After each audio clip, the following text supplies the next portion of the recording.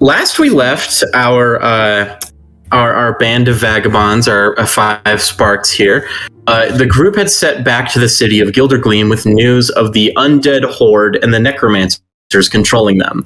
With Wybert Brindlow as living evidence of the Circle of Burial, Ajma accepted the report, though expressed worry over how close to home the threat was. Luckily, a legion of paladins known as the Platinum Arms had recently made their way to the city, alongside their high priestess, Saren Camilla Gallowen.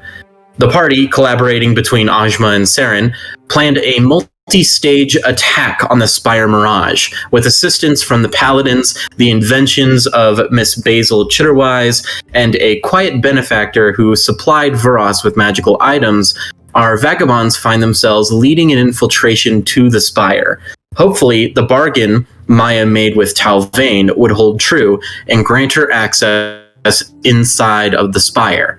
The preparations have yet to finish, as more meetings were planned and several more days ahead till the active assault. Among the plans, Tybalt will spend most of his time collaborating with Basil on multiple projects. Meanwhile, the rest of you will be involved in various debriefings among your 2 commanders, but you do have a mostly free time for personal preparations. So make sure you get all your things in order within the next 4 days, as you'll be heading out to the siege by the end of the week. I know that among the things you'd like to get around to included a meeting with your original benefactor, the man who hired you into this job in the first place, Fries Vestaborn. Mm-hmm. Yeah. Should probably, let him know what we're doing. Yeah, definitely. I think also... And Oh, sorry, go ahead. No, I was just going to say, he probably already knows kind of what's going down, if I had to guess, but we should still go talk to him and be like, hey, this is happening, this is what's up. Yeah, we go and talk to Vestaborn, and then I know that a few of us wanted to go and get health potions and kind of make sure that we are stocked for that. Yeah. And then I just had the thought of maybe doing more, research on undead and necromancers, if possible, in general, just to see, if there's anything I could, but that can come after the more group things. I would say, within the wheelhouse,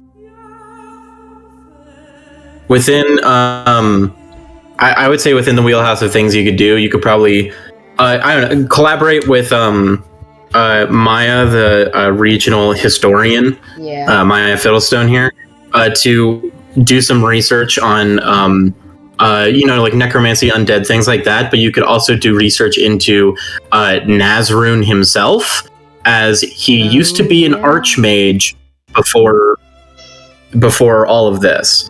Maya, you remember hearing about Nazrun, but you would need to spend some time to brush up on your knowledge of the guy. We can do it together. I'll do that. And also, during all of this, I am trying to come up with a bullshit story to tell him. All right. So we can start with meeting with Fries. Considering I assume that all of you go to meet with Fries after your initial debriefing with Saren and Ajma. Yeah. That feels like probably something we do, or at least, that feels like something we should do pretty immediately after. Yeah. I would say, you can arrange a meeting with Fries Vestaborn that night, the night that you guys come back, so that the first day of preparations begins with, you going to the manor. Under the presumption that your group is making some deals with, the trader of exotic imports. So, is everyone going along with meeting Freeze? Yeah, I am. I'm down for that. We're meeting them in the morning, not in the night, sure. right? Yeah, I believe that you're meeting that you would be meeting Freeze like the next morning over, as that is like the first day of official preparations. Okay, yeah. Because I just remembered that me meeting up with my benefactor happened that night. So. Yeah, you met up with your with a nearby dispatcher, and he gave you what little supplies he could. Yeah. Which should actually be quite helpful. Oh yeah, definitely. But yeah, I just wanted to make sure we weren't going to Vestaborn at night because I wouldn't be able to join. But if we're doing this morning. So, I'd say that if everybody, including Misfortune, is going along with this, it's up to Misfortune, of course, if she wants to come along. I think she feels a little bit out of place if she were to not go with everybody. So she's tagging along. Does she want to see her old boss? I don't think they ended off on bad terms. I hope. Unless I'm missing something. From what you remember, you did not end off on bad terms, but you never stepped foot into his official manor, so this is new. Oh, good. Lit. It is every bit as extravagant as you guessed from meeting the actual guy during the few smuggling operations he had you working on. Fitting. Fitting, yeah. Yeah. So once again, the whole group, plus Misfortune now, is within the extravagant dining hall in the morning of Mr. Vestaborn. There is a whole host, a buffet of breakfast foods. I didn't prepare a list of fantasy breakfast foods this time, so just use your imagination. Danny's like, let me pull out my menu. Yeah. I gotta unzip it first. Oh my god.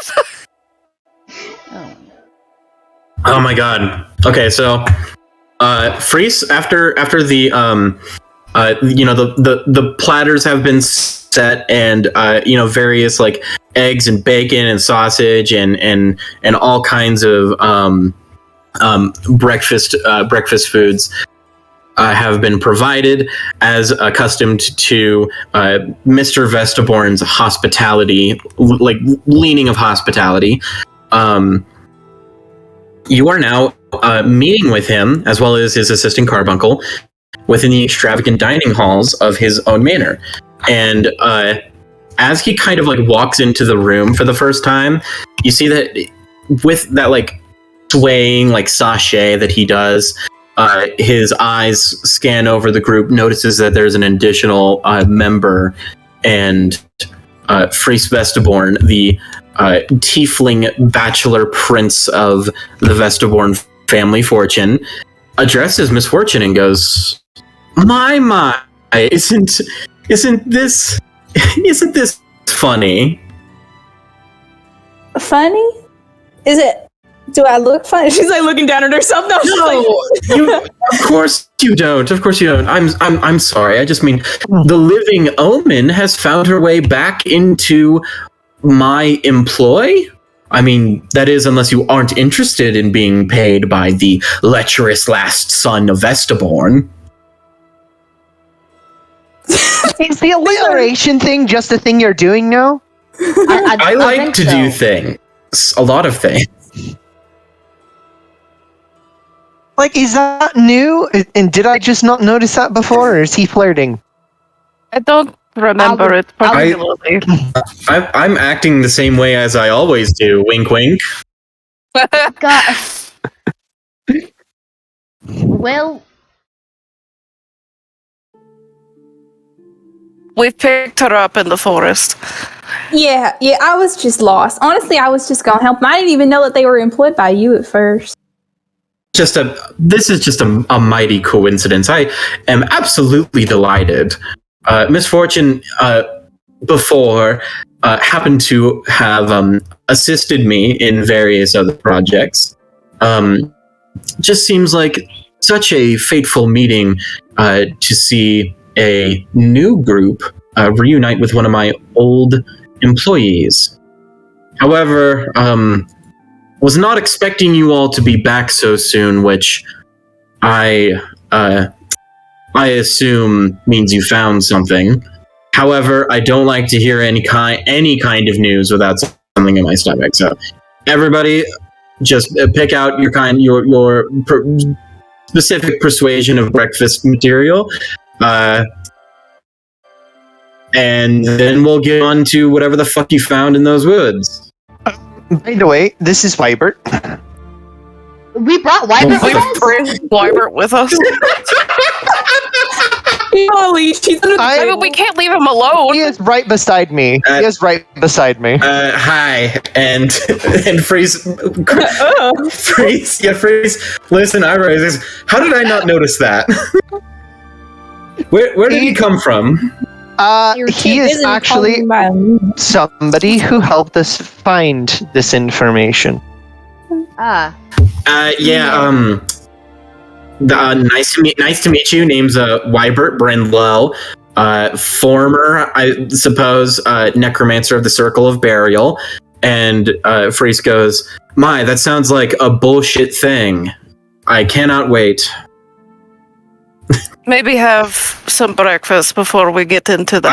I want some bacon right now. Bacon does sound God. Ooh, can I have some bacon? I want a weird thing. Can I please have some bacon? You can have my bacon. Eat whatever you want. Just stay there. Stay over there. Stay over there. Maya seems a little insulted by that. That Wybert, he's not a fan of Wybert. Listen, this kid's done a lot for us. But he's ugly. Ugly. He's so funny. He's dirty. He brings down the value of my house. Literally, the gif that I put in chat is exactly what I pictured him being like. For real. Ew, what the fuck?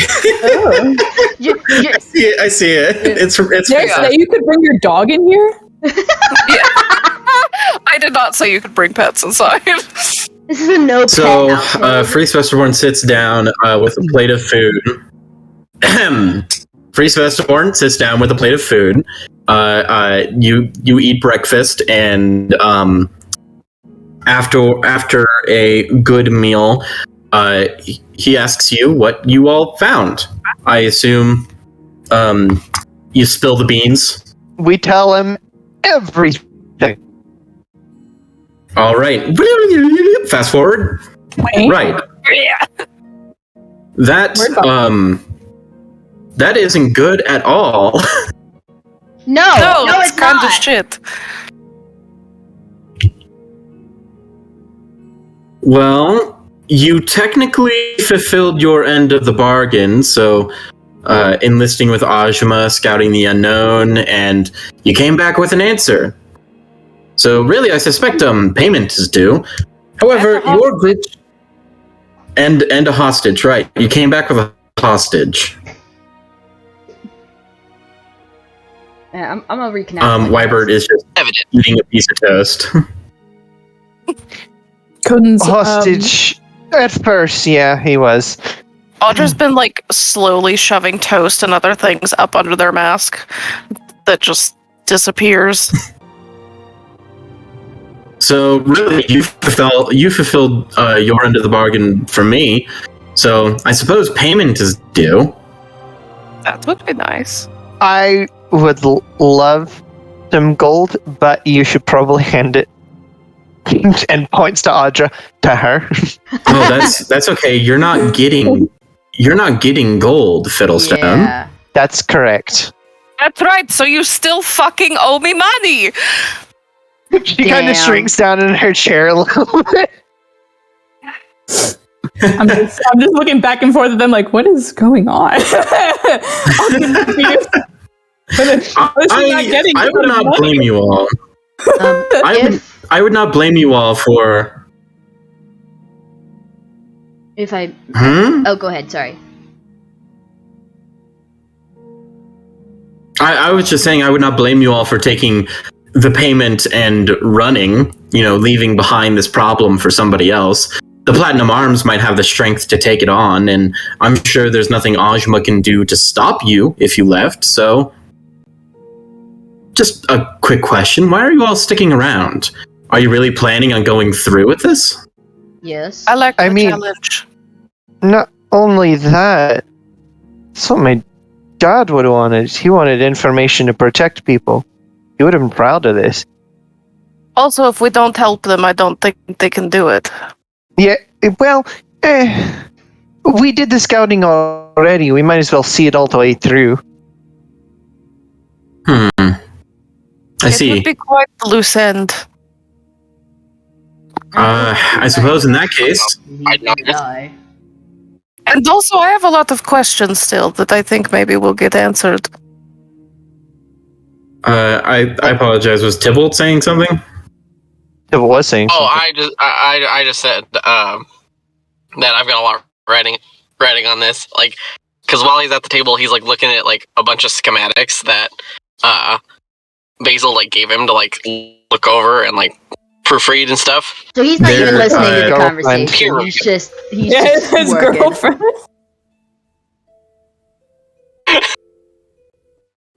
There's a Like, rough fucking, sketch. like, got like 4 pieces of big in his mouth. There's a rough sketch of a shitty ox, and then a bunch of like detailed schematics of our armor. Yeah. Okay. But yeah, we're peer reviewing because we traded schematics. Because I traded Tybalt got the tank, and then he traded his mortar idea to Basil's, so she can peer review it. Gotcha. Colleagues now. I see. Then in His work wife. That's what it is. then Like, in there's that no case, in that case, I suppose I can't leave all of you without some assistance. I mean, everyone's pitching in for this endeavor. I might as well do it too. I imagined it would also look good on you to assist. That's true. I can offer some modicum of assistance considering my current supply of magic items. Freeze gestures to Carbuncle, who nods, waves one of their needle wands, and disappears from sight. Oh, there you Oh. go. A funny little party trick. First, payment as promised, 30 platinum pieces, equivalent to 3,000 gold, to be split how you said it. She starts choking on whatever she just was drinking. My She never portion got of that- paid. my portion of that. Misfortune, I apologize, but after all, I never hired you for this. No. It's not. It's nothing like that. Never mind. I'll hold my tongue. There's an easy solution to that, if I may. My portion of this payment. No. I misfortune- don't even want payment. Like, it's totally fine. That's just a lot. If it hadn't been for you, Wyvert, no offense, we likely would have lost him in the woods. I'm dying. Veritable soul that he is. I wasn't Or else is absolutely going to giving- say that he was. I'm not gonna flame His him. portion, Alright. Ross is giving his portion to Misfortune, so that's just Audra, Tybalt, and Misfortune to split. So we would each get 1,000 gold Can you and or 10 guys hear platinum. me? Yeah. Yes. Okay. Hopefully it doesn't start How was lagging the again. delay on that? There wasn't any delay? Was there delay? How was the delay on our answer? Oh, Did you hear that right away? yeah, I did. I haven't. The thing is, that I Okay, haven't, just making sure. The thing is that I was wondering if I was starting to lag because you guys weren't responding right to me, but I could hear you guys. Like, I can hear you guys fine. Oh, your RTC is probably still connecting through Discord. Also, yeah, you're good. You were suggesting something along the lines of Vuras' money going to Misfortune. Yes, that's what Vuras was saying. Is that because of Wybert's escape attempt and Misfortune chasing him down, that is the only reason they were able to recapture and find the Spire in the first place. So he's giving his portion of this payment to Misfortune because he got his payment before. Jesus. You're getting 1,000 gold, Misfortune. She's never held that much money in her life. You're getting 10 platinum. You're getting 10 platinum. Yeah. Oh, wait. Is it platinum pieces? Yeah, it's 10. Yeah, it's platinum. Not the jade pieces, right? That's on the other side of the. Yes, it's on Yeah. the There's still because of the peace treaty, like alliance coinage is still available to be used in the Dominion, and both types of currency are accepted in Avidos. Nice. All right. Look, The city of clocks is a neutral ground. It kind of has to rely on the outside economy. Yeah. I can't take that much money. As fortunate, was it as a gratuitous as it may be, I can't take that much money. I'm gonna take one, and that'll be it. That'll be it. You're just taking one platinum piece? One platinum piece. Can you at least take two so that it's even to split between the rest of us? Okay, yeah. Is the stream back up? Yes, the stream is back up. I never stopped Stream was streaming. up the whole time. Oh, just making sure, because it did go down after you reset yourself. That was before the reset. Oh, okay. Yeah, the thing is that stream, I haven't ended it at all. What it happens is when I exit the call, all your icons disappear because you guys are no longer streaming. Yeah, the stream's still going, right now. Yeah. Gotcha. It's All the right, same continue. thing as when I deafen, except all the icons disappear as well. Okay, so Misfortune is taking 2 pieces of platinum. Because she has to. So there's 28 pieces of platinum to split between. I mean, if no one's gonna take. No. You shush. I'm just like, that would just give me more money. I don't want to hear it. Right. It's okay. 28.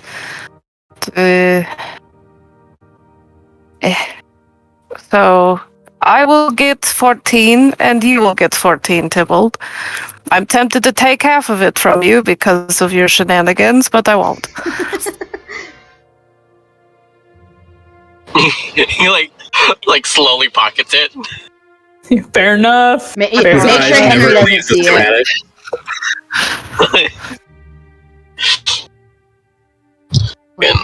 So that puts me at A good chunk of change. Yeah, fucking Yeah. hell. 1,800 gold. God damn. You have over 1,800 gold. That is a lot. that'll be nice because I got some fucking projects on the way that is gonna cost me a pretty penny. That's going to be a lot of scrap. I do have one more thing. Excuse me. Oh, Yes? yeah, of course. I do have one more thing I can offer. Carbuncle reappears, this time holding in the offhand a large spike, kind of like one that would be used for construction or carpentry, though this one is of a light bronze hue and almost the color of smooth sand dunes. Oh. Interesting. What's that? Oh shit! Good question. That, my dear fellows, is an anti-magic spike made of refined shatter shard. Oh, Well, give us that. Someone's like, I'm erect. Anti-magic? He's like, If mean it. If what? Hold Carbuncle, and the Carbuncle is like the Carbuncle starts levitating out of reach.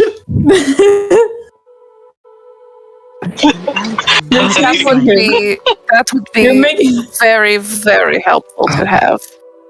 I need to explain it first. Yeah. If what you told me is true, and the spire is hidden behind an illusion, there's only a few possibilities as to what is upholding that illusion. The first being a complex system of runic carvings and embedded enchantments, which is unlikely, as any malfunctioning piece of that network would suddenly reveal a patch of the spire just floating in midair. And secondly, the more likely option is a catalytic generator of magic, casting the greater illusion all around it. Possibly one that's even generating the enchantment on the forest as well. But such a generator of magic power would be dense with magic potential, and blowing a hole in it could vaporize you and everything else in the room. See, that's where this comes into play. An anti-magic spike can be driven physically into the catalyst, which may sound dangerous, but the spike is designed to disrupt magical potential in great quantities. It's kind of like a wrench in the arcane flow. The spell ceases to function. So if you see any giant catalysts that are obviously casting illusion magic, just jam this doohickey in it and watch the results. But be careful not to pull it out, though, as that would probably cause the whole thing to explode. Oh. Noted. So it's a one-time. That sounds like something that you should have. I point at Maya. That sounds. You should carry that, I think. Me? The wizard. Yes, you should carry it because you know what to look for. That sounded like a lot of jargon that I did not understand, except for put the spike in the thing that's doing the magic. That's about all that I got from that. That's actually very fair. All right, then I'll take be the best person to carry it. Okay, well, then you carry it. I'm going to be with you anyway. Perhaps, if I may suggest, because Misfortune, you are going along as well with them in this plan. If you're the one, you're the one that's going to be trying to dispel the illusion, while they distract, find a way to dispel it. Yes. Was that the? I can't. Me, Koden, you would be I the can't best remember. person to sneak off by yourself. Yeah. Oh, I suppose that's true. Yeah. She's messing with her gloves in her hand, and she's like, maybe Maya's the best one for that. Actually, I don't. If that's the case, and you don't feel confident, I don't want to put any pressure on you. I don't mind this. Tybalt's been pointing at himself. Absolutely You're not going in. You and I are not as the much ones as who will be touching this. You're going to be flying through the air, waiting for a signal. If I could propose a solution to all of our problems. There's not really any problems. Until I have a problem. I want to look at that. And he rubs his hands together. I don't trust you as far. Well, I could actually throw you pretty far, so I just don't trust you. I don't think you should touch it. I think this is important and that you should stay very far away from it. Audra? Actually, he is terrible with people. He cannot interact to save his life. However, I think he is the best person to look at that. But what if he breaks it? I would never. Insight check. Unfortunately, with how intricate Henry is, I don't Insight think check? Tybalt is Roll going insight, to roll break this. I got an 18. He is Tybalt. 1000% telling you the truth. He's viewing this he's putting this object on higher priority than your guys' lives right now. Jesus, of course he Okay, is. fine. I guess he can touch it. So, Tybalt, I'm guessing that you're looking to study this anti-magic spike. Boy, I do want to stress, I like on the day of the siege, it will be given to whoever needs it. Like, Maya. I'm just gonna spend Maya. some of the extra time It's that I gonna be have me. It's gonna be me. studying it and getting First all of of all. its secrets. I'm not exactly the best person to hold things that are very, very valuable. That is true. You do drop stuff. First of all, Tybalt, roll me an Arcana check. Ooh. Can I assist? Arcana? Can I assist? Sure. You can roll with advantage. You're being assisted by Maya. Yeah. How is a 25? Damn! Damn. 25 is fucking great. Hey, Moderate. hold on. Wait, So- you said it's the Shatter Wave. That's okay. Everybody, shut up. So there was a very important key word in the sentence, like of him describing what the anti-magic spike is. It was Shatter Shard. Yeah. He is giving you an anti-magic spike that is created from Shatter Shard, which is only available in Dominion territory and only available in the Shatter Wastes, which is barely Dominion territory. Very rare. It's well known for its unpredictable magic properties, and by refining a piece of Shatter Shard, this spike can cause a significant alteration to an enchantment or an arcane formula, which cancels most active magic items without any devastating after effects. Imagine magic is like a math equation in this moment, which a lot of times it can be, but what an anti-magic spike does is that it shoves a bunch of junk magic like literally into that equation so that it just doesn't work anymore. Put the null into the It breaks equation. it. Yeah. You break it. It gives It like is an error basically divides by 404. 0. Yeah, it divides the equation by 0, which just nullifies magic. However, if the spike is removed from the magic item, the item might continue to function properly as it resets, like the flow resets, or the readjustment will cause a burst of magic energy, that would like vaporize nearby like objects and people, which is kind of a risk. So what But you're saying is it would make an excellent missile. kind of. If you had a way to insert the anti-magic spike into a very powerful magic item and then pull it out like without being near it, then it could cause a big explosion. It's a bomb. Anyway, Or a really good bullet for a giant minotaur undead. that's true. But I did want to stress the fact that he said refined Shatter Shard.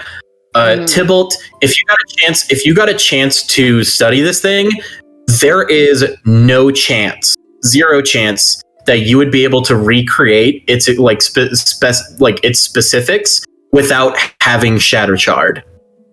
You can study how it was refined and how it was. You can study how it was refined and how it was crafted, and you can learn how to make your own. But you would need refined Shatter Shard, which is fucking expensive. Hey man, that's a blueprint. Blueprints are worth a lot. If it's Exactly. fucking expensive, Exactly. Tybalt just got a shit ton of monies. It might be. Here's the thing, guys. Here's the thing. This is an anti-magic. Like, it's big. This is like a warhead almost. Yeah. Warheads. Yep. We are being handed a very dangerous magic item. This is probably more than what we were paid. Yeah. This is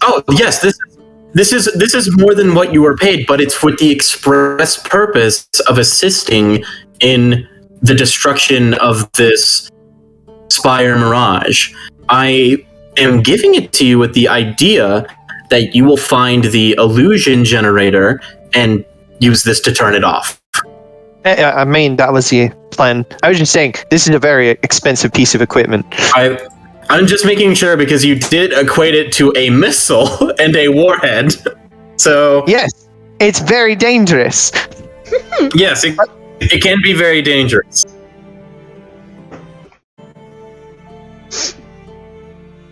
So I will hold on to it once we're done. Like you're done with the refinement process studying.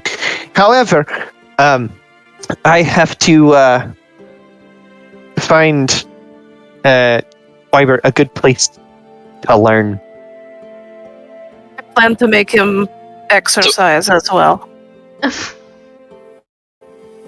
So does Carbuncle like let me have it?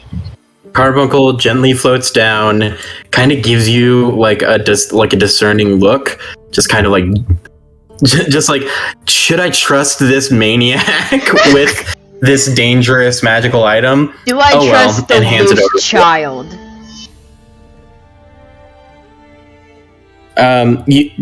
They do hand it to you though.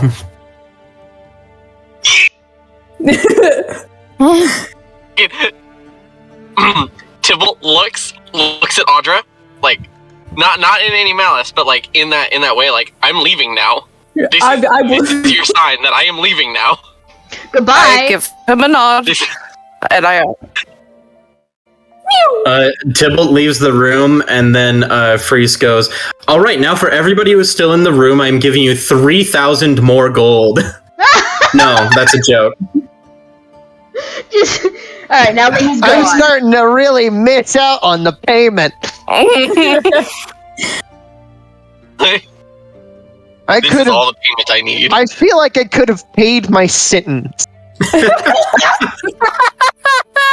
You already made your deal. Yeah. Unfortunately, Maya, with what you know of Evita's legal structure, you are currently, because you ditched the fucking city. Oh shit. Your status as a fugitive means that you have no bail. There's always a way. Where there's a will, there's a way. No, rich people don't have to follow the rules. Exactly. But this is a magical utopia. This is a magical utopia where some crimes are actually punishable, even if you're rich. I doubt it. There's always a loophole. Anyway, so that is all that Freeze has for you with payment and the supply of a Shatter Shard anti-magic spike. The rest of the day, you are all welcome to continue kind of exploring Gilder Gleam or getting your own preparations set. The barracks has been opened to your group, considering the role that you are all playing towards the joint siege on the Circle of Burial. Some of the few spare beds have been open to you as well, if you so wish. Every day is busy with the mobilizing troops and paladins arming themselves. Ajma doesn't wish to take too big of a risk in leaving Gildergleam unguarded, so the city guard's inclusion into the ranks is just about equal to that of the Platinum Arms. Mm-hmm. Essentially meaning that like she's not affording to send every single soldier at her disposal to this attack. Right. But considering that we have the paladins, that is all right. Yeah, the paladins. We have more than the paladins are supplementary, and also they are. I won't lie to you. They are religious zealots, and they, as soon as they heard that there was the opportunity to fight a army of undead, every single platinum arm paladin was immediately on board. They had their religion boner. They were like, "Oh yeah, it's time. Yes. It's time." They think that, well, their order is built on the idea that like the platinum dragon Bahamut like wishes for them to protect the world in all of its like little pieces. So Saren, as the high priestess, commands their full respect, and she is 100% in on this this operation, which means that all of her paladins are behind her. Damn. Speaking of which, in the middle of all this, Audra, you have found time not for construction or research, but for raw physical training. During the rest of the day, you have been taking Wybert out for runs, at least like a bit of some exercise before Half a he was. mile. Yeah, a bit of some exercise before he was stolen away by Maya for research. I presume to be taken to one of the larger libraries in the inner circles of Gildergleam, where you can Maya, where you can both research Nazrune and magic and help teach him. But at the moment, Audra is forcing him to get some exercise in. Every time I pass him in a lap, I make him do a push-up. Oh no! That's evil. While Poor they're doing man. that, Maya knew that Audra took him first, so while he's out, she is making a lunch for both of them. Oh, that's nice. She's getting them some drinks too. So once again, my comment in the Discord, joint custody, is correct. Yeah. Listen, it's good Imagine, for him to get when outside Audra, a little bit. I know your mom doesn't make you go outside, but I'm gonna make you go outside. But mom said, I'm not I your don't mom. care what mom said. Even worse. Every time you pass him in a lap, he does a burpee. Oh, there we no! I make him do a Wow. burpee. You're like hurting me, and I'm fit. I hate that. I mean, I made sure to make sure he stretched first. I'm not trying to, kill him, but I am trying to. So, you find out that his stamina is nothing special, though it seems like his lanky frame is allowing him to be surprisingly agile. Ooh, okay. Either way, you still physically outpace him in pretty much every respect. Absolutely. Yeah, I'm he's kind not surprised by this at all. Yeah, he's kind of like how do I put it? Is this a Captain Slinky? Falcon thing? Yeah, same brain, Dani. Same brain. Oh my god. Wait, did you say Captain Falcon instead of Captain America? No, I said Literally, Captain they did. and Falcon. Oh. I said Captain and Falcon. Oh, Now okay. your words are forever burned onto the stream. Be careful. I totally heard Captain Falcon. I did as well. No, don't worry. it's a Captain and Falcon thing. It is. I'm glad somebody saw me on that one. All He right. said it immediately after I said it, and it was like, yes. So yeah, I'm being honest with you. On Wybert's sheet, he does have a 14 dexterity. Holy shit. Oh, he's a little So- dexterous or whatever. Though it's not because he's trained himself, it is because this man is got the built He's the built build. some sticks put together. He's squirrely. He is a squirrely boy. He's also rabid. Oh, your boyfriend built like a bitch. Your boyfriend built like a bitch. You should be my girlfriend instead. Mel saying, "God, he's so fucking hot." Which is why I said your words are forever burned into the stream. Be careful. Mel is a horn dog for this absolutely nasty motherfucker. Yeah. My parents' internet is not as good as. Yeah, I remember there being 5. Ryan, do you have any health potions in your bag? Yeah, I do. How many? Okay, cool. So that's where they are. Let's see. I You have. I have 2. Okay. Yep. Okay. There's the other two. The stabby ones. Yeah. Yes, syringes. That's Yeah, the right. syringes. Okay. Fine. God, The I stim forgot about packs. that. The 2 syringes. So, Apex Legends? Audra, Apex Legends? you're back. Yes, I am back. I don't know if it was just a lapse in the internet or what. Again, my parents do not have as good as internet as I do at home, but it seems to be working now. I don't know. I closed out of anything that wasn't necessary for the time being, so I should be good. Gotcha. All right. We felt that one. Yeah, I was like, damn, now I'm having issues. It's not even storming here. So, when you pass off Wybert onto Maya, Joint custody, yes. joint custody, included in your workouts for the day is regular sparring at the barracks, where you are practicing your glaive on some dummies. I mean, However, if any of these paladins want to give it a go, I would gladly. Sorry. Y'all want to hit this kid? Come on now. It is still a +1 weapon, by the way. I do. Oh, I was God, worried about yeah. it. Okay.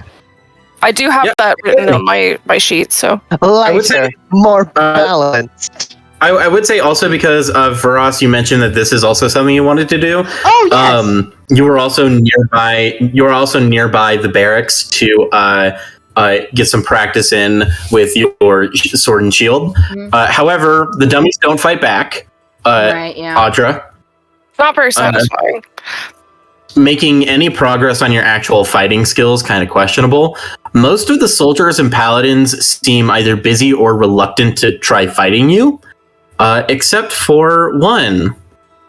However, Audra, as you are practicing some maneuvers around the training dummies, you see that Saren Gallowin, the High Priestess, usually within like some kind of commander's tent giving out orders or such, is actually like rounding the area that you are training. And like you see that her eyes are following you as you are taking some frustration out on this dummy, like just demolishing it.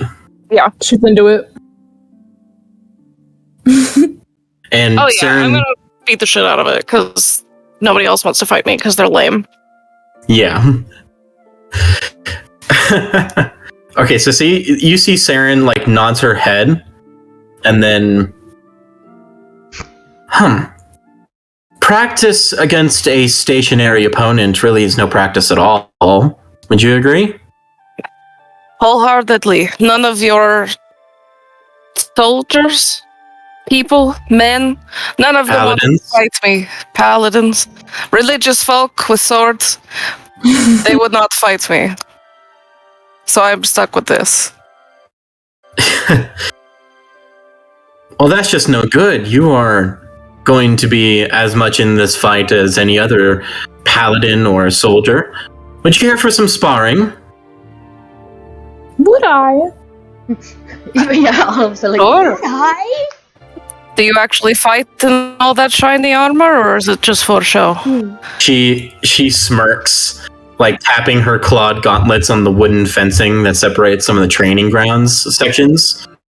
And she like shrugs, gestures over to a sparring ring and goes, "Would you like to find out?" Oh. Would I? Yes, actually, I would. If you want to, Koden, you can switch over the current NPC to the Oh shit. rep Yeah. I gave you of Saren. Okay. Let me. Oh, okay. This is. Just do it It's while fine. it's while stream's up. It doesn't have to be perfect. Yeah. Yeah. I would also say, Vuras, because you are in the area as well, you notice what's happening here. Yeah, I was gonna say I didn't know if you had anything planned, so I was gonna offer like if Audra wanted that Vuras could spar with her as well, but once seeing the lady, he I think is going to watch them while also doing his own training as well. It's more I don't know. Unsure about. Hey, bro, catch your breath. Catch your breath. They're trying to do too many things at once. I Their am. brain isn't working. Okay. So they move over to a sparring ring that's close to where you are practicing. Vuras, Saren steps into the ring with Audra, and she sizes you up kind of like how she would study one of her own paladins. You notice that she is completely unarmed with no sheaths or the like on her decorative armor. Are we using magic or no? You're welcome to take a crack at it. I wasn't going to particularly use magic, except, possibly this. And she holds one of her hands out to the side, and she speaks aloud, Skoltvar. The air crackles with electricity, arcane sparks igniting with this sudden charge, and the air pressure seems to burst outward as a displacement occurs, and suddenly Saren is wielding a large two-pronged spear, a bladed bident of brilliant gold and silver. The lower handle kind of mutes down to a cooler bronze color. Each prong of the spear has curves at the base, somewhat resembling dragon wings. Vuras, you speak Draconic, right? I do, yes. No, I'm a Dragonborn and I don't speak Draconic. No, I'm kidding. I do. I was never taught. Hey, it's like me. Like, I'm Mexican and I only speak a little bit of Spanish. Okay, Vuras. Yes. You hear when she says the word Skoltvar, that is familiar because it is a Draconic. The literal translation of the word means sky pierce, which typically refers to lightning bolts. In this case, it might be a play on words, as the weapon is literally a spear summoned out of thin air. Ooh. Huh, okay. I'm definitely pulled away from my own training to watch, because that is fascinating. Like, well, not fascinated, but he's definitely interested. I will say that the structure of the spear does kind of resemble, like, the Eternal Spear from Hades. That's what I was kind of picturing in my brain. Already got I vibe with it. Yeah. So, But with dragon wings, essentially. Yep. Essentially, with dragon wings. Oh god, that's so cool. Right. So she levels Skoltvar at you, Audra, with a low thrumming sound, like voo, voo, as it moves through the air. Okay. All right, warrior. Show me what skills you cultivate. Yes, ma'am. She grips the other end of the spear and prepares it in a defensive fighting stance. Okay. All right. Let's get it. I'm not gonna summon my arms. I'm just gonna go for it at first. Go balls to the walls, bro. So let's just go for it. I'm gonna give my glaive a nice little spin, and I'm gonna go at her moderately at first, just to kind of size her up, see what she's like. Should I roll initiative? Do I need to do that, or are we just gonna go back and forth? Roll me a few attack rolls. Okay, you got it.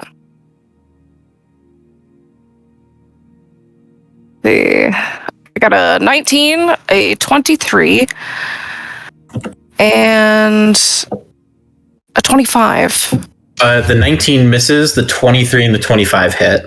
Damn. Okay. So, all right, so you're coming at her with the glaive, correct? Yes, that's what I've got. All right, so you come in for your first strike with the glaive, which she masterfully parries it with the blades of her spear. However, you shift your weight with it, as your spear, as your glaive gets deflected off of the spear, you shift your weight to allow swinging back around with the glaive, and manage to get a strike on one of her plates. I want to see if I can, because I hit her twice, technically. So I want to, when we meet, I kind of want to shift my glaive down using the edge to kind of push hers down, and use the other end to kind of whack her on one side, and then kind of twist it and come back up and hit her with kind of near her cheek on with just the pole. I'm not trying to stab her at this point. I'm just using the edge of the blade itself to kind of like move hers out of the way to like smack her around. Awesome. All right. So she like after you manage to do that, you get those hits on her. She takes a step back, levels her spear back at you, and kind of like lifts one of her clawed gauntlets to kind of gently brush the side of her cheek where you struck her, and goes, "Impressive. Perhaps I was underestimating you." Interesting. Most people don't. As you immediately as you finish saying that, you see she spins the spear in like a figure 8 forward, and does a 23 hit? Let's see. Does a 23? It does, but I'm curious if I could. Let's see. If I could, with my bonus action this last round, use the dodge action, because she backed away from me. Ooh. Oh, okay. Not dropping your guard. Nope. So you prepare a dodge, and that is the same roll, another 23. Damn. Okay. All right. Yes, that does hit.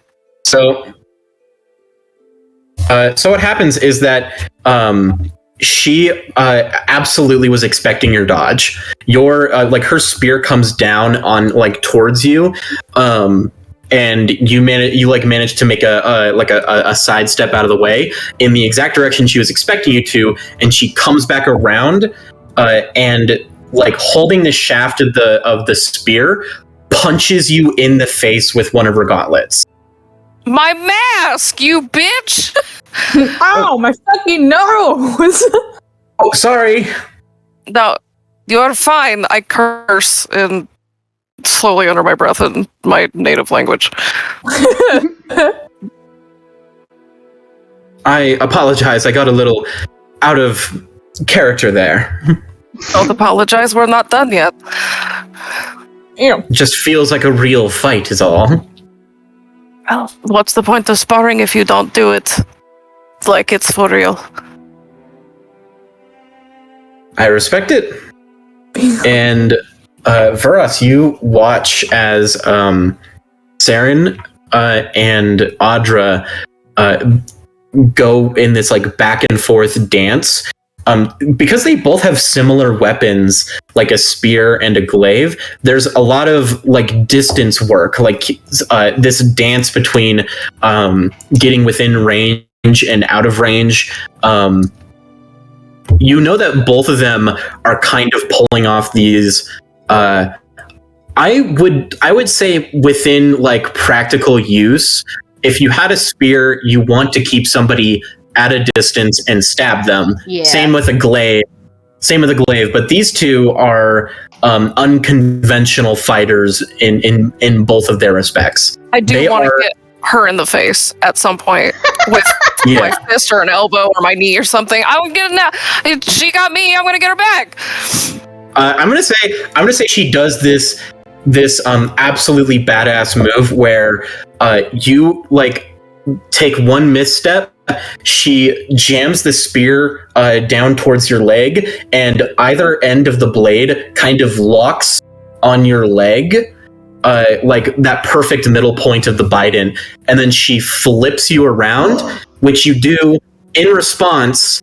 You like use your glaive as leverage by jamming it into the ground, like a pole, and use. Yeah, you use that momentum but to basically pole dance kick her in the face.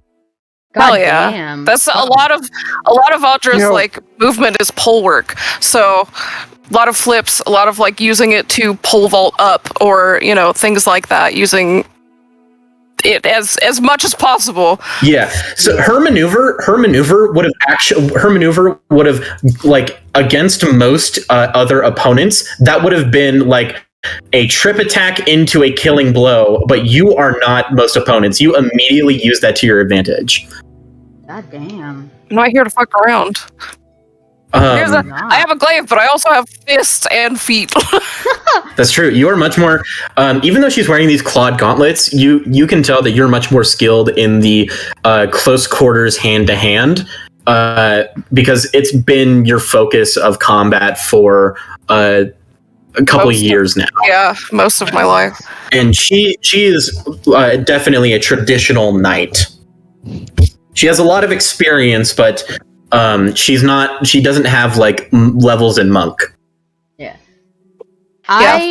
But I do. Yeah, this is a good fucking fight. I do think Vuras, like, that initially when he saw Saren summon the it's not a glaive, it's a spear. When initially he saw her summon the spear. What? A Biden. It's a Biden. You can call it a Biden or a spear. Yeah. He did, like, he was planning to train, but he turned his attention to watch, and like this entire time he has been watching pretty consistently because this is a really good fight, and he's also like wondering if it going to exhaust her, or is he also maybe gaining the chance to fight her as well, because this seems like the perfect, like this seems like someone he can actually. He can go and talk to other paladins as well, but like they're also doing their own things, like you said. So Audra would they are not. Yeah, they're not. They're turned to this now, aren't they? Yeah, I was gonna say a majority of the paladins, noticing that their leader has decided to spar with one of the strangers, is absolutely like everyone's gathering around to watch this going on. What were you going to say, Ryan? I was going to say, Audra has a lot of stamina, considering they're a monk. And also, I have key points for Step of the Wind, Patient Defense, Flurry Blows. Yeah, if this is a real fight, you can go for fucking hours. Yes, Audra would not stop until they were asked to, or they literally could not go anymore. Yeah. So I would say, during this whole sparring match, you can tell that like a dead focus comes over Saren's eyes as she takes this like as a very serious battle. You know that she's not going for any lethal strikes, of course. Yeah. But she is in very much invested in this. It seems like she doesn't get enough chance to spar, possibly because her paladins either respect her like too much to step into the ring, or they aren't willing to go as hard as you do. And also, she knows every single one of their skills. She doesn't know you. Right. So we're both getting a chance to fight people that we don't often get to. And I know that she is skilled. She's in charge, which Audra, that's the kind of shit that they want. So this is something that Audra is also now very focused on. So if there are people watching, honestly, they probably have not even noticed. Absolutely. There is also one other thing. Maybe roll an insight check. Ooh, okay. I'm good at that. That's a 22. Jesus. All right, with a 22, you can tell Saren's holding back. This is not. She is focused. She takes this fight. She's taking the sparring session seriously.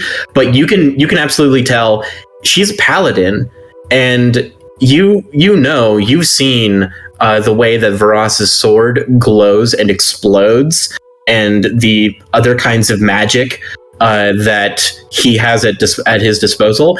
If she is as powerful, or more likely more powerful, being the leader of these paladins, she is using raw martial skill against you. This bitch is going easy on you. When I notice, I would say something about it.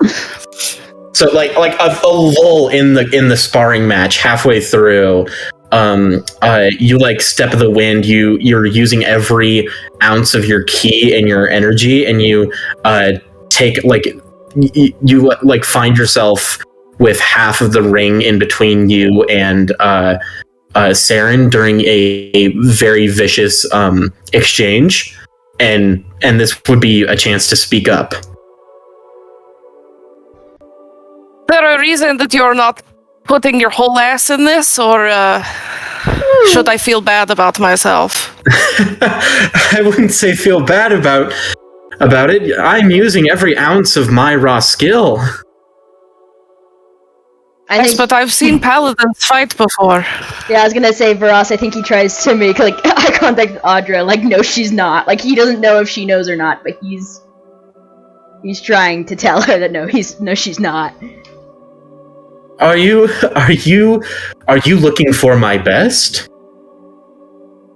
Like I said, why would I want to fight someone who's not fighting like they want to live? Damn. Then, I don't want you to kill me, of course. I don't think either of us that is the goal. But it's better to, coalesce something. I see. Well, I hope you're ready. So Audra. Yes. You see, as she flourishes her spear, her armor and her body gives off this illuminating glow, this like radiant thrumming. It is a low divine energy as she is tapping into the paladin powers that she had suppressed during this sparring match. But you can tell that there's something else about it. This definitely not the same paladin as Vuras would be. Right, yeah. But the years of experience that she has wielding these divine powers, she has her own spin on it. You can tell that this feels like this is second nature to her, and she lifts this brings the spear back for a moment, and you think that she is going to go in for a charge, but then she stabs the spear into the sky, shouting its name, Skultvar, and you see out of fucking nowhere a lightning bolt strikes the spear. Oh shit. That explains it. The nearby paladins surrounding the sparring ring gasp, as this is something that she only does in true real battles. This is something that she has never done to in a sparring match with any of her lieutenants or any of her paladins. And for a moment, you could swear that as the electricity travels down towards her body and bursts outward, the image of massive dragon wings appears momentarily in electricity behind her.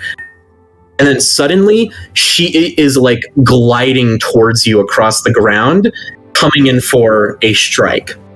Okay. This is when she does this, Divine Smite. Since we're doing whole ass, I am also going to do that. All right. So I want you to make an attack roll at the same time as her. Okay. I hope you both crit. Fucking imagine, I would lose my shit. Mel, I have to agree. This is fucking cool as shit. I got a 24. It was not a crit, but I did get a 24. A 24? All right. So, I have great news for you. Oh. She rolled a natural 3. Damn. Oh, bitch! So, she is a paladin of Bahamut. The energy that flows through her is of the platinum dragon. The image of dragon wings behind her. She is empowered, but in the brief moment that she is coming towards you, full assing it with presumably a high level divine smite, you just barely you stand your ground. A golden bright light seems to emanate from you as well. Summon upon every ounce of energy and power that you have within your soul, your ki. The spider legs of your astral self stretch towards the spear point, and one of the spider legs just barely touches it and manages to push it off course by a couple centimeters. And you see in Saren's eyes, she realizes this maneuver you've done, and you bring the glaive up from below in an uppercut motion. And get her under the chin, just knock her teeth together. Yeah, you bring the glaive up underneath her chin. The golden light that is surrounding you travels through your entire length of your arms and up the length of the pole of your glaive, and it coalesces into the very blade. And as you connect with her chin, it explodes outward. And she, because she went off track with her attack, first of all, her spear connects with the wooden fencing behind you. Yeah. Holy shit. She goes upward into a tailspin. The fence explodes with light and electricity, and wood shards just go everywhere. I pull up my shield. That should be said. As soon as I saw the spear going towards the fence. Vuras, you pull up your shield to defend against the splash zone. Several paladins leap out of the way, and you see that all the momentum that Saren had going into this attack was knocked off course from your attack, and she flies through the air 20 feet and hits, she impacts with a fucking tent and goes inside of it. My God, Audra, did you have to do that? What, to take the fucking look at the fence? You think I wanted to take that? No! I am gonna go after her and look at the tent, make sure that she's okay. So there is stunned silence as the paladins all look around at each other, and after they see that, just complete, you could hear a pin drop. In fact, you do hear multiple wood splinters drop. And actually, Maya just jogs up and just where's Wybert? Wybert's in the corner cowering. Hey guys, what happened? Vuras and as well as Audra hear that some of the knights are whispering to each other, they're going to get killed. Saren's going to kill them. Terrified of what she's going to do after being essentially upstaged by this stranger. Yeah. I mean, I still have my guard up, but I am checking in the tent to make sure that she is you good? You alive? So there's silence in the tent. You go towards it.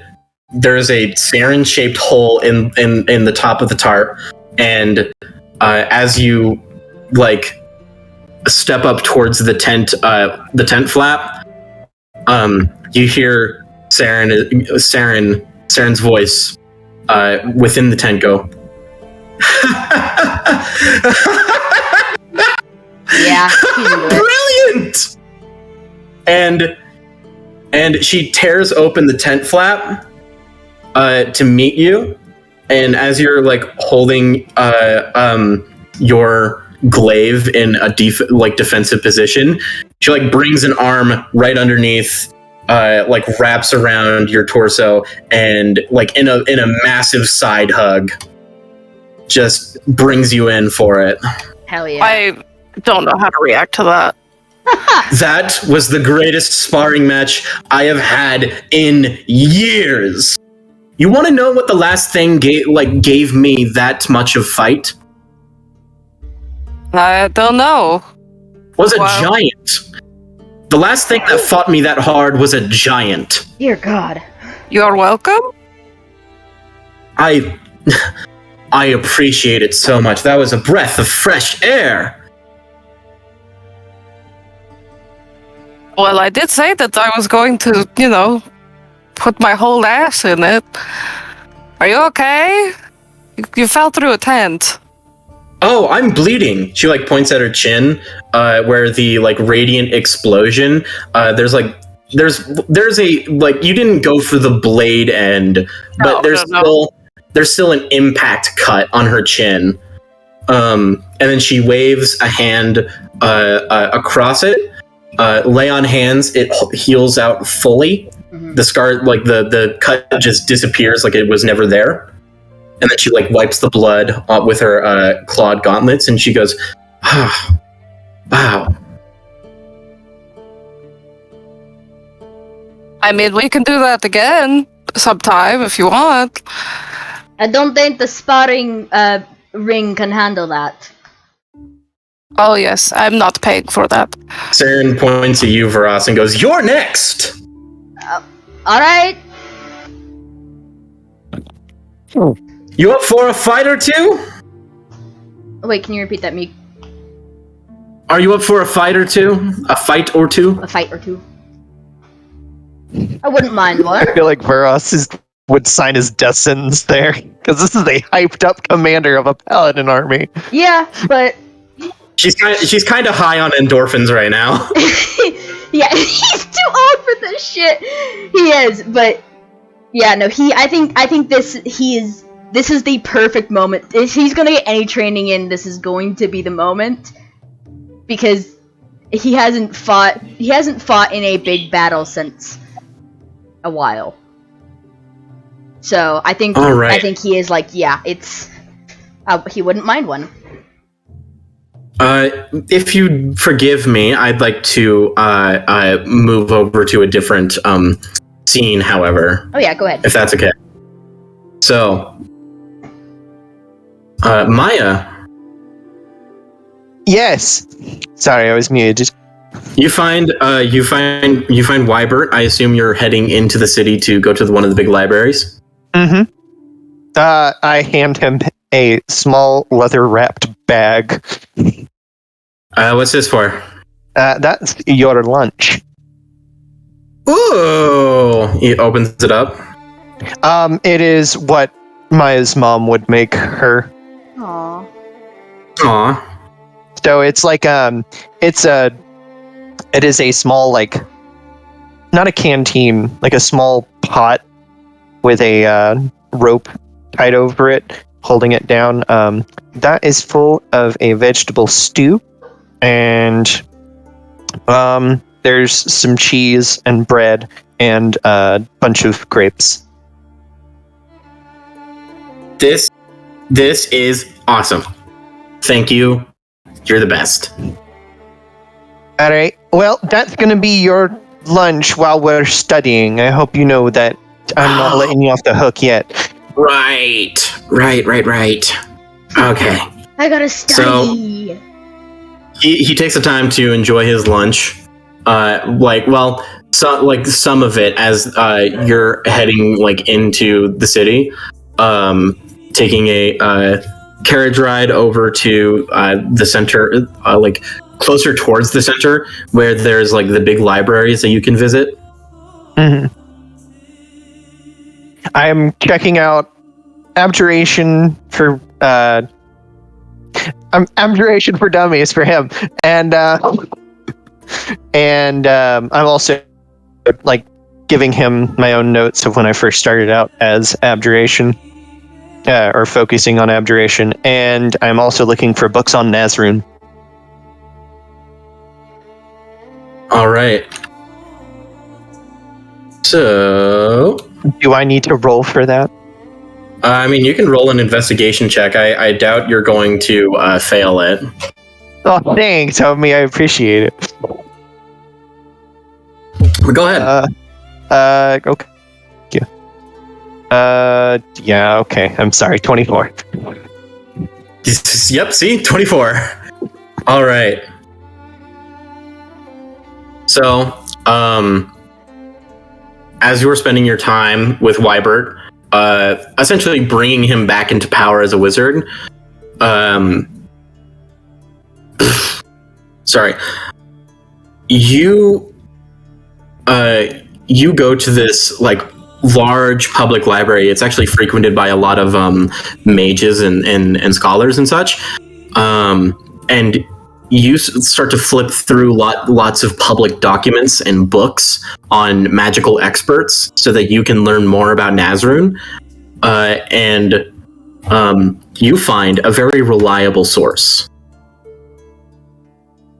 So, first of all, his full name is Elistrade Nazrun. Can you spell that for me? Of course. I will post it in the Discord chat, but it is Ellistrade.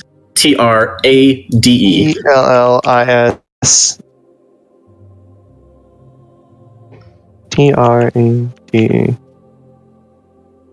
Nazrun. Alright, continue. Alright. So, Elistrade Nazrun, was a slightly hermetic archmage. It was a what now? Slightly hermetic, like he was a hermit. Okay. Sorry. He was a scholar of the Capital Lyceum, which is the mage college within New Cersei. He held some influence among the Circean tribunal, but he never held a seat himself as like a council member. Hold on. He had some influence in the council, but never a seat. Never a seat. He was even offered a seat at one point in his career, but he refused it.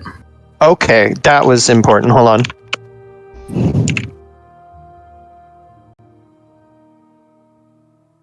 Sorry for all the typing. You're already you're fine. We rely on you. Take all the notes you need. Thank you. I appreciate it. Okay.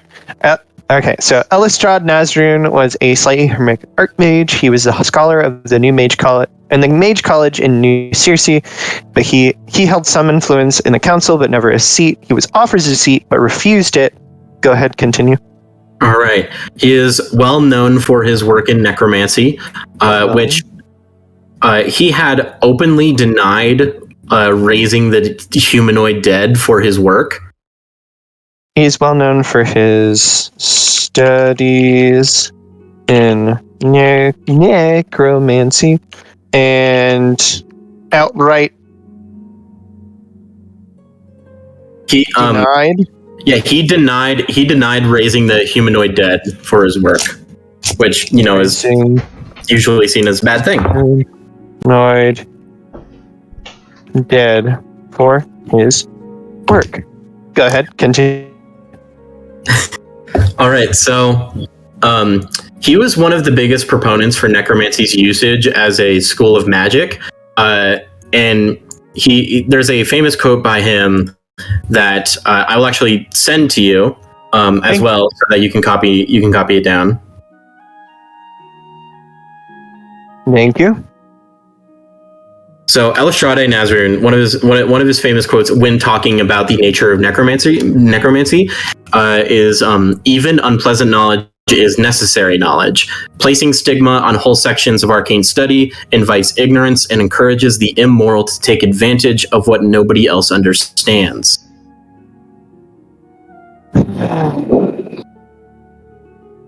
I hate that I somewhat agree with this man. He's not wrong. He's not. His home life was a close-kept secret. Nazrun expressed his right to privacy very frequently, even though it meant that there were more suspicions that would arise, that he, desecrated graves. Oh, hold on. Can anybody hear me? Yeah, I can hear you. It sounds like Jack cut out. Jack cut out. Yeah. Oh, privacy, you immediately assume things about him. Notably, I can like send you Ryan. I thought I heard Ryan say something. Yeah, you cut out for a minute there, Jack. Yeah. You cut out for a minute, but you're fine now. It was just a momentary thing. Yeah. Okay. But the last thing I heard was his home life was kept a well-kept secret, which led to people accusing him of raising the dead and all that in his free time. So they believed he might have like desecrated graves, behind closed doors, considering that he very adamant about his privacy. Notably, in a more clandestine part of history, the Circean Tribunal was rumored to have authorized a deployment of their spy network, known as the Blind Eye, to investigate. Whoa. Hold on. Now I know that's a lot, so which is why I am copying down these notes. I'm going to send them to you, so that you don't have to. Every 5 seconds, be like, hold on. Have to stop every time you do it. I'm going to read. No, you're fine. I'm just doing this so that I can be accommodating to the pacing of the story, as well as your notes. Thank you. Sorry. Go ahead. So when I am done describing this, I will send you everything that I have spoken about. Thank you very much. Absolutely. All right. So they had authorized a deployment of their spy network, the Blind Eye, to investigate Nazarun. Nothing public became of these investigations, so it could possibly have just been a rumor. During the wartime, Nazarun was vocally against the conflict during its beginning and had voiced his disappointment in the tribunal for declaring war. Lestrade Nazarun retired from his position as Archmage a year before the war's end and completely disappeared from the public eye only a month later. According to the books, Nazarun had no living relatives, none that he spoke of, but one official apprentice of much lesser known stature, Imra Talvain. There isn't much written about her besides her status as an apprentice. Thank you. Oh, shoot.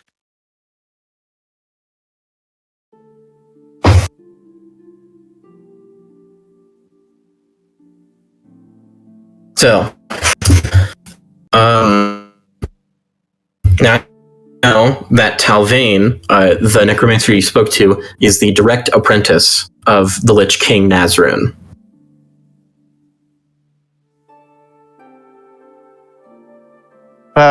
Sorry, hold on 1 second. Can I just say, I felt that this was fishy, and so does Audra in character.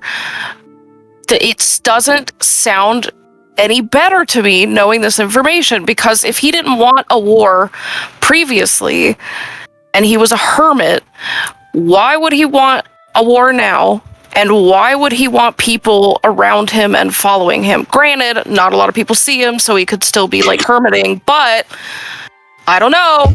Just doesn't add up to me. It does sound suspicious to me too. Sounds fishy. Yeah, it Them fishies going on. Thank you, Jack, for all of those notes. I appreciate it. You're welcome. And I'm sorry for interrupting. Oh god. You're fine.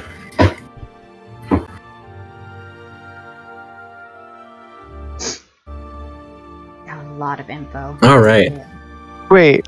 Oh, shit. I just realized, Talvain is the one person we just ran into and fucking fingered to death, the boy.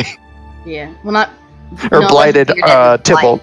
He would have died to finger of death. Yeah. So speaking in a more out of scene context, do you share everything that you have learned here today with the rest of your party?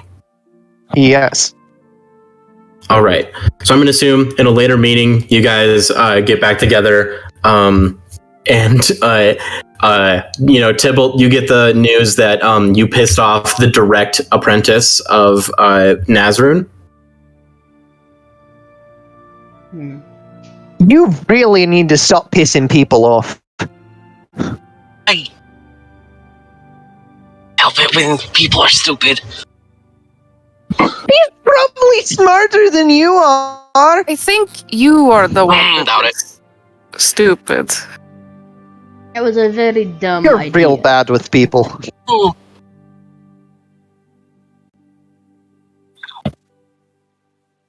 Socially, I am not as well versed. I will admit that. We're gonna leave it there then. You're gonna admit that, and we're not gonna give you any buts you can put into that. Agreed. How's your research going with the stick?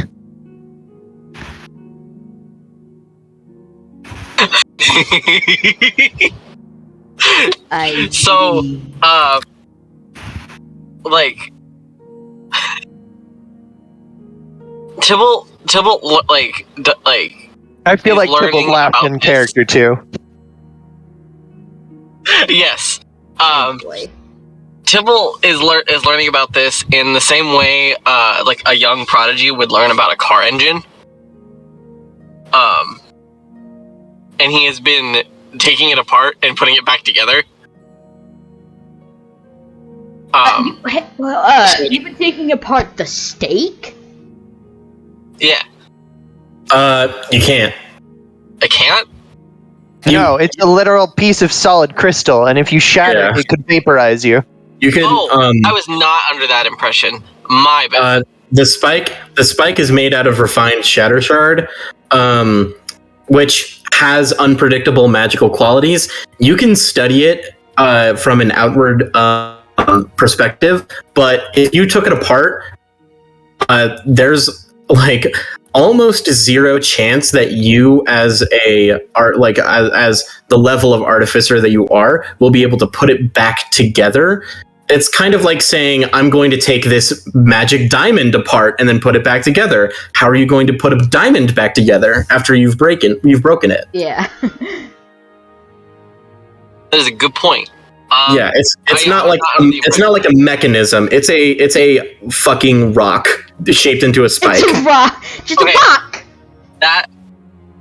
That changes things. It's a rock. Like, if you look in the room behind him, there is lots of like just writing on all the fucking walls of like equations and shit. It's that fucking the guy like standing next to the Harley, board with his yes. hand on it. Yes. Exactly, With yeah. fucking red string everywhere. Yeah.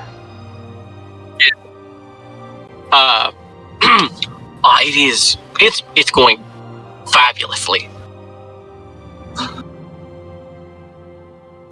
Maya, I have a question. What can I help you with?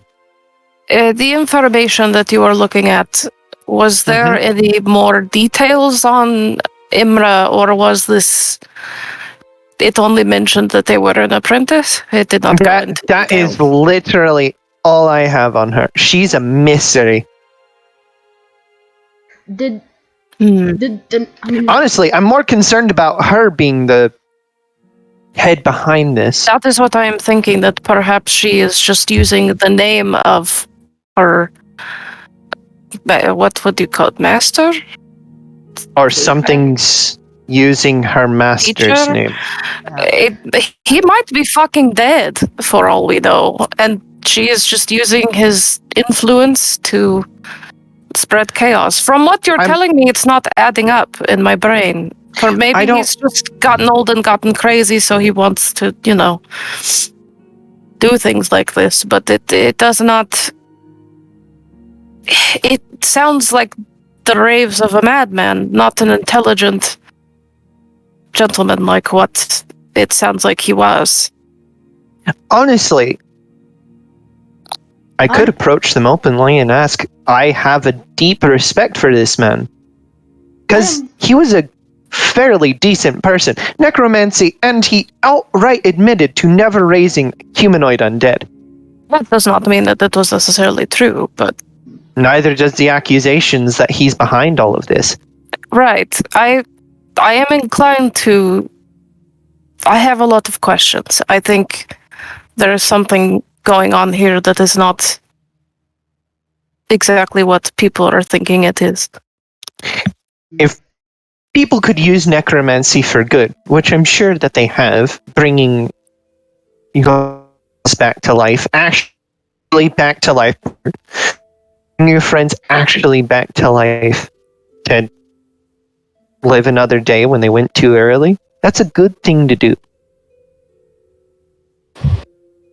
You do know that, like, also within the books of, like, speaking about Nazarun, he did often make a good point in Oh, there he goes. Yep. Oh, the necromancy that technically, hello?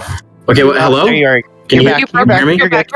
Yeah. You're back. You're All right, good. what was the last thing you heard me say? He made good point about Okay, he did make a good point in defense of necromancy that by technicality, a majority of all healing magic is in a way necromancy. it's a manipulation of life magic. Right. Hmm. I'm more concerned about necromancy taking away. And that's what this circle of burial seems to want to do. But that's if it's going to cause a lot of issues because of all of the terrible things that are doing with it. I am not, a magic person, but I know that it definitely has its uses, including the necromancy field when it is not used idiotically. I think I could actually... What I was saying is, I think I could actually approach Telvain with some sort of sympathy. Perhaps, but Well, if Taleweaver is I've researched her original master. and that's good, but if Taleweaver is using Nazarun's name, it's possible it may... who knows, maybe some sort of bitterness towards him or something. I'm not sure, but it could very well be a good idea, or somehow be a bad one. I think maybe there needs to be more, if we can find anything on Taleweaver specifically. We can. DM, with my 24 investigation check, did I find anything on Telvain? Anything on Taleweaver with 24. I can roll again. Good question. I mean, why don't you roll again for me? I'm gonna roll again for you. That's a natural 20, so 27. Fucking shit! Jesus. Fuck you. So I can't tell you things that were literally never written down. That's Okay, that's that's fair. That is fair. Stipulation. Absolutely. Yeah. So after pouring through tomes after tomes after tomes about archmages and about Nazarun, all you know about Imra Taleweaver is that like from a couple sources, not many people know about her, because how Nazarun kept his private life secret, that included his own apprentice. You do discover that Taleweaver is I believe a drow from a small village within the Dominion. So she's actually from Madrigal instead of New Cersei. Anything about And parents or family? Parents or family? Nothing. How do you spell her either- name? Imra Taleweaver. 1 second. Well, I was asking because we still haven't found anything on Anna.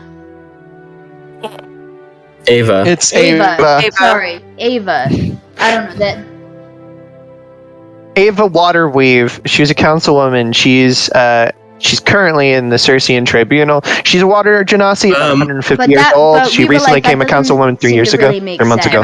We don't We don't know if that's the person that's actually the Ava that they're referring to. I can tell you I can tell you with a natural 20 and all your like bullshit high history checks. Listen, man, I only have a +7. Jesus. Only a +7. There is no known connection between Nazrun and Ava Waterweave specifically. Yeah.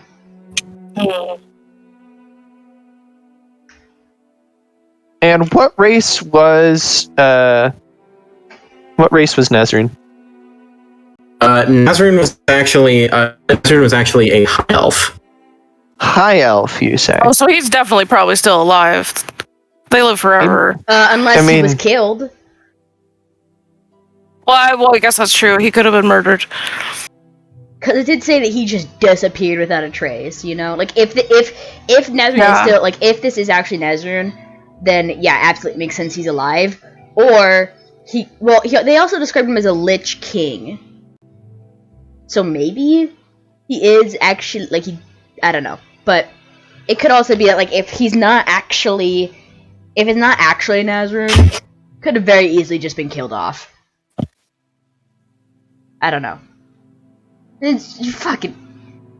I mean, Dani, you're not wrong in the theory that I was thinking that maybe Tybalt might have killed Nazrun for some reason. If we go with the idea that if Nazrun is dead and Tybalt is the one who's actually in charge, maybe that is how it happened. But that's just building onto a theory onto a theory. I'm going to keep writing notes, and if anything comes together, I'll let you know. Okay. But it's good to know all of this. Let me make theories. Yeah, that's fair. Sorry, that seemed a bit mean, actually. No, you're good. Don't worry. You're the one who has all the notes and all the info. I have nothing. As a DM, I feel like giving you a hint might be, I don't know. I will say that from your point of view, if what's happening right now with the Spire Mirage, all of these necromancers seemingly pledging themselves to this Lich, like almost in a warlock way, to gain the power to raise dead, much higher than their normal level. Like being given this necromantic magic. This is unlikely something Tybalt as an apprentice could do within the time frame between, like, you know, Nazrun, Jack, you're breaking up. And now. Nazrun was an archmage. Nazrun, by all means, Nazrun had the capability and the intelligence to, like, theoretically achieve lichdom. So he could be a Lich, and being a Lich give basically warlock pact with Tybalt. Being a Lich also does, like, it fucks up your brain. That's true. That's the thing, like, but why would he want to be a Lich? Yeah, that's true. Unless it was... That's it, like, high elves already live for a very long time. But it could be working with a lot of necromancy and doing a lot of research in it. Maybe he went crazy. Maybe he decided to become a Lich so that the worry of dying at some point wouldn't be an issue, but then he went crazy in the process. And the thing is, if Tybalt was his apprentice, they're probably very close to one another. So Tybalt, maybe it could be a loyalty thing. If Nazrun is the one that's actually running the show and he's a Lich and he's lost his fucking marbles, I think Tybalt could just be following him. Yeah, I think there's more to... I think there's more to that, like, because we know that Nazrun, when he was alive, was very private. So I think there's stuff we don't know about him that, like, we can't be sure. Yeah. Like, it's possible he did want to be a Lich. It's also possible that he's not. I think there are two big theories. Is either he is actually the Lich King, and you're right, it's loyalty. And then also, what Aubrey brought up is that Tybalt is maybe being lied to. and just something is using his body. Absolutely. But I think I I'm remember- more leaning towards the actual thing of Nazarene being actually there. I remember you guys casted some doubt on the idea that Nazarene would only speak to a few people in the Circle of Burial, and the rest were forbidden from ever seeing him. Learning that he is a hermit does kind of make more sense. Yeah, that does make a little bit more sense Yeah. in general. But unless something happened to Nazarene, he does not sound like a person that would do this. Like, from the history that we're getting here, unless It's a you know limited he took a history, deep dive. though. That's true.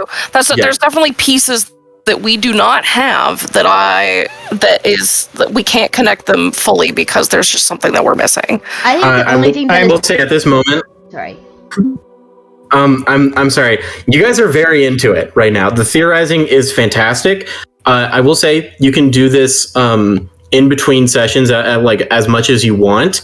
Yeah, we gotta get Let's move the story forward. Yeah, I did want to continue with other scenes. Yeah. Because I have not touched on Misfortune or Tybalt very much. Yeah. But I will say this is about as much knowledge as you could possibly gather on Nazarene without going into the Spire. So I was going to say the best place of information we could find now is literally in the tower. Yeah, Okay. I think that we need to try and get what we can out of them. Yeah. But I think we're in a good space to keep moving forward. Let's move forward. So Misfortune. Yeah, I'm here. Sorry. What are you doing in a couple of days to prepare for this mission? I remember asking you earlier, and you mentioned you wanted to see if you could find a way to beef up your weaponry against undead. Yeah. Is there any place that could do that? So you could go into town to look for magical blacksmiths or enchanters, which will be very expensive. Or you could take usage of the materials you have around you at the barracks and possibly have a conversation with Chitterwise. I'm gonna steal your wife, Tybalt. Your work wife is my work wife now. Hell yeah. No, you fucking won't. I'll fucking kill you, you fucking trick ass bitch. Listen, I've got more to offer. I mean, I one would second. choose Misfortune over to. Oh, real quick, 1 second. Uh-oh. I'm holding. I'm 1 seconding. 1. One. Alright, now One we and a take half. control of the stream. DM's gone. We are the DM now. Yeah! I rule this world. Oh no, he can hear us. Damn. Fuck. Abort mission. Abort mission. I forgot that I left the screen door closed, so the dog couldn't get out to go potty. Oh. She's like, what the frick, bro? I gotta pee. I gotta piss! So, Business to take care of. are you speaking with Chitterwise in the barracks? Yeah, that's mainly because I'm scared of everyone else in the town and I don't want to freak them out. They So, don't like me. you walk down through the through the groups of paladins and soldiers as they're kind of training. You see there's an exploded fence and a hole in a giant tent. Seemed weird. You're walking along, you hear somebody say, "Watch out!" And then you just stop walking. A sword flies right past your face, and then you keep walking. Yep, it's the usual. Every other Tuesday. A paladin runs past you and goes, "I'm so sorry, I didn't mean to," and then you're just not paying attention. Yeah, I'm really not. I just walk past him. Wave him off. It's fine. You make your way towards the artificer's tent, where you see that there is a number of machines, like war implements, battering rams. Like there's like small like trebuchets, as well as what appears to be out in the front, Basil Chitterwise attaching a suit of armor to the horror ox that nearly shat on you. The fucking evil bastard. So you have not met Basil Chitterwise, but you did hear me describe her, correct? I did. If you want to describe her again for everyone else, you can describe her again. Oh, sure. 1 second. Let me just find where I left that description. The sweet lady. Well, no, that's okay. Fortune's a sweet lady. A gnomish woman that completely resembles a mouse. A button nose, big eyes, these pink buns on her head that resemble comically sized mouse ears. She's small even for the standards of a gnome. Dressed in brown work suspenders over a white shirt tarnished with grime and dust, and around her neck is hanging a welding mask. And in one hand, she holds a wrench that is the initial description of Basil Chitterwise. She also, when she speaks, you can tell that she has buck teeth. She, by all means, is a mouse person. Like, as close to a mouse person that you can get without meeting a beast folk. She is so cute. So cute. Jack put his mouse girl pose. What? Yeah. On his Tumblr. Oh, on his Tumblr. I was like, huh? The mouse girl posting was like on Tumblr after I created Chitterwise, okay? The mouse girl thing happened on Tumblr way after I had created her. Sounds sus. It's not. The mouse girl thing is a meme, okay? It's a meme that happened outside of my intention that Tumblr thinks is really funny. It's a whole different monster. Anyway, Chitterwise is currently fixing up this suit of armor on the ox, and the ox is just standing there, eyes somehow cross-eyed, even though it's on either side of his head. Just goes, and then pukes up a little bit. I hate him. Nearly hits you too. Gross. Excuse me. Oh, you're new. Oh yeah, I'm with the others though. Like the ones that came back from. What, they found you out in the woods. Damn. Yeah. Huh. Well, nice to meet you. I'm Basil Chitterwise. I am busy. Okay. I can come back. You know what? Never mind. What do you need? I am busy, but my literal job is to help you. Like, you're part of the siege too. So if you need to talk, then talk. Right. she doesn't feel very welcome. She okay, sorry, I had to go back to my own brain. So I'm not particularly well versed with fighting undead, actually. And I really don't want to go into town for this when I know that we have someone so capable here. Thank you. You're right. I know I'm right. I'm also very scared of Tybalt, and you seem much more approachable than him. Scared? Scared of Tybalt? I'm scared of him. What makes you so scared? It's just an amateur 2-bit artificer. And she's like she's like smirking and winking at you. Oh my god. Nah, Tybalt's fine. He's just very artificer, if you know what I mean. Yeah, you know what? I understand that one. I do. Okay, so back to what I was saying, and she pulls out her like dagger, and she's like holding it in her hands, in both her hands, and she it is. Sorry, I'm reading as I'm talking. I shouldn't be doing that. Turn Discord off. Go away, Discord.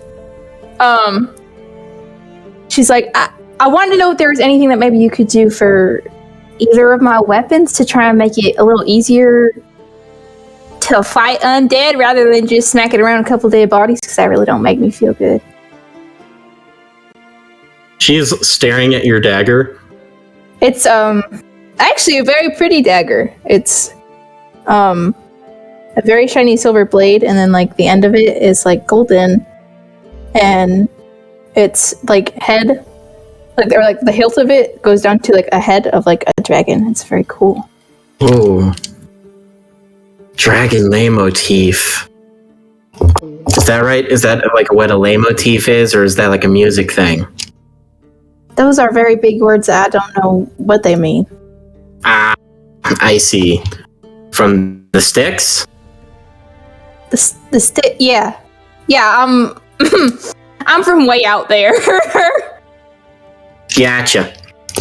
So she takes your dagger in one of her gloved hands and like kind of examines it, and she's like thinking to herself. She's like, "So you want what are you wanting to do with this again? Something undead?" Yeah, could you imbue it or do something with it to make it like, I don't know, hit him a little harder? Just take him out quicker? Something like that. I think I can do something. I'm sure you can. You seem very capable. She's like, you see her mind is like, her eyes are like darting around as she's like considering. It seems like she's rearranging her schedule like in her head right now to like make best use of her time. You want to come back tomorrow? Yeah, I could do that. You think you can get it done that fast? Oh, I'm sure you can, actually. Now that I think about it. I am a fucking genius. Respectfully, understand. If I you know like shove off a little bit more work onto Tybalt, I can definitely get this get something for you. Also, there is totally something I've had in the back storage.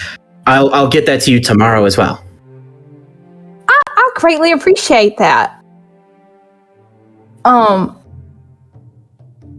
Honestly, I don't think Tybalt would mind a little more work. He probably needs it compared. So, over the course of the night and the next day, say this is about day 2 of you guys getting your preparations ready. Vuras, Yes. your sparring match with Saren is intense. Yeah, I figured as much. With how powerful and how skilled this paladin is, seeing that you have a solid defensive weapon, not weapon, like a tool, a shield, she seems a lot more willing to go gun-ho against you. Yeah. She's not. However, once again, she's not full assing it right away because she is like Audra was literally asking for a 100% effort, and right now, while Saren is kind of hopped up on endorphins, she's kind of reset her attitude towards sparring just to make sure that like she's not overstepping any boundaries and making you feel unsafe. Yeah, I think for Ross, it's that like maybe not 100% because that was a lot that just happened. But he's wanting a challenge and a battle, you know, like he wants this to be like an actual fight, I guess. Gotcha. So I will say that, like, as you get into, like, invested in the sparring match, both of your weapons, like the divine energy of your respective paladin oaths, just kind of, it's like, as you're clashing weapons, you're also, like, in a way clashing your divine energy. Yeah. Even though you're not doing direct smites. Yeah, it's not really necessarily. We're not smiting each other, but we're still fighting with that energy. Yeah. You also start to notice, like, I would say, perhaps a misfortune is walking by and notices from an outside perspective. Misfortune, you see, like, with Saren Gallowin, as she is fighting, the divine energy that kind of enwreaths her is sparking with this, like, latent divine electricity of some kind, possibly linked to her persuasion with Skultvar, which, like, is like draconic for lightning bolt. It should be said, Vuras comments on that, like, before he like, as he gets into the ring, he's like, clever name.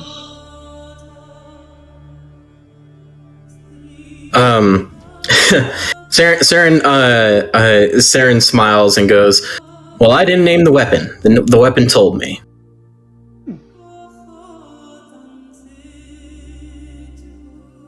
And I would say, from an outside perspective, Misfortune, as you're seeing these two, like, kind of passing by as you like side eye this sparring match, Saren is fighting with the power of Bahamut on like in her strikes, and there is a visible difference between how that divine energy manifests and Vuras. Something about Vuras's glowing aura, this energy of power that supposedly comes from the same fundamental laws of divinity. It doesn't seem influenced by an outside worship, but instead something inner, something that like a concept or a pledge that was not linked to any form of worship. It wasn't influenced by any form of god. Whatever Vuras is fighting for is something that is not religious in nature. Saren fights with tenets and with ideals, but very clearly there's like those brief moments where you see like platinum scales or the images of wings, just this absolute brilliant paladin of a draconic god expressing her power. And as she's doing that, she, like, once again, kind of with Audra, finds herself halfway through the sparring match after beating down on your shield and you holding up the defensive line.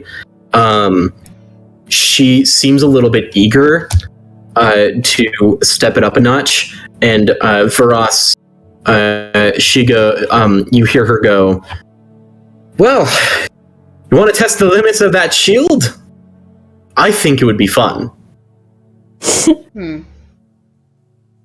It's okay. You'll get a new one if she breaks it. Yeah. I promise. Yeah. I promise you'll get a new one. I think he kind of looks at it and thinks for a moment, and then it's like, yeah, let's test it. And I think all right. So, while he does, like, he has his shield equipped, obviously, and he also still has his cloak on.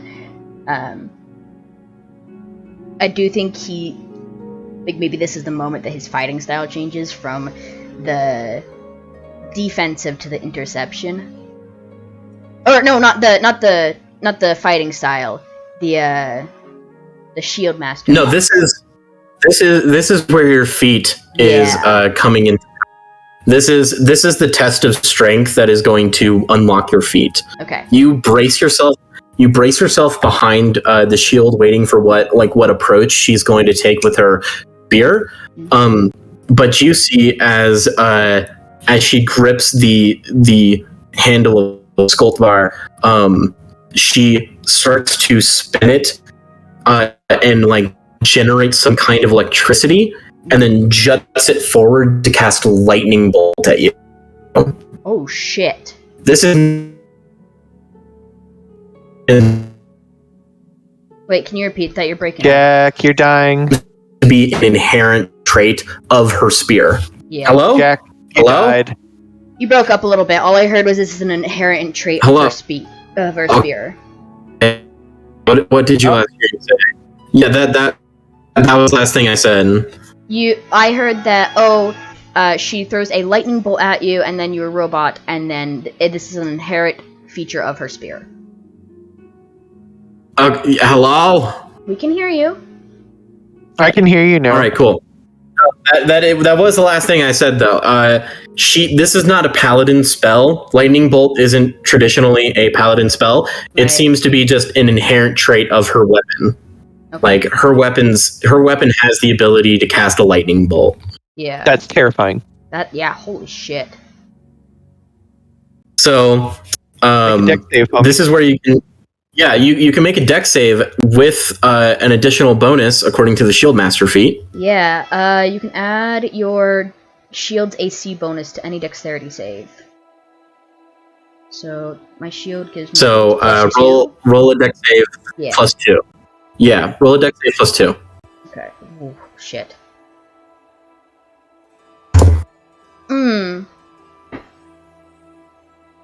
Well.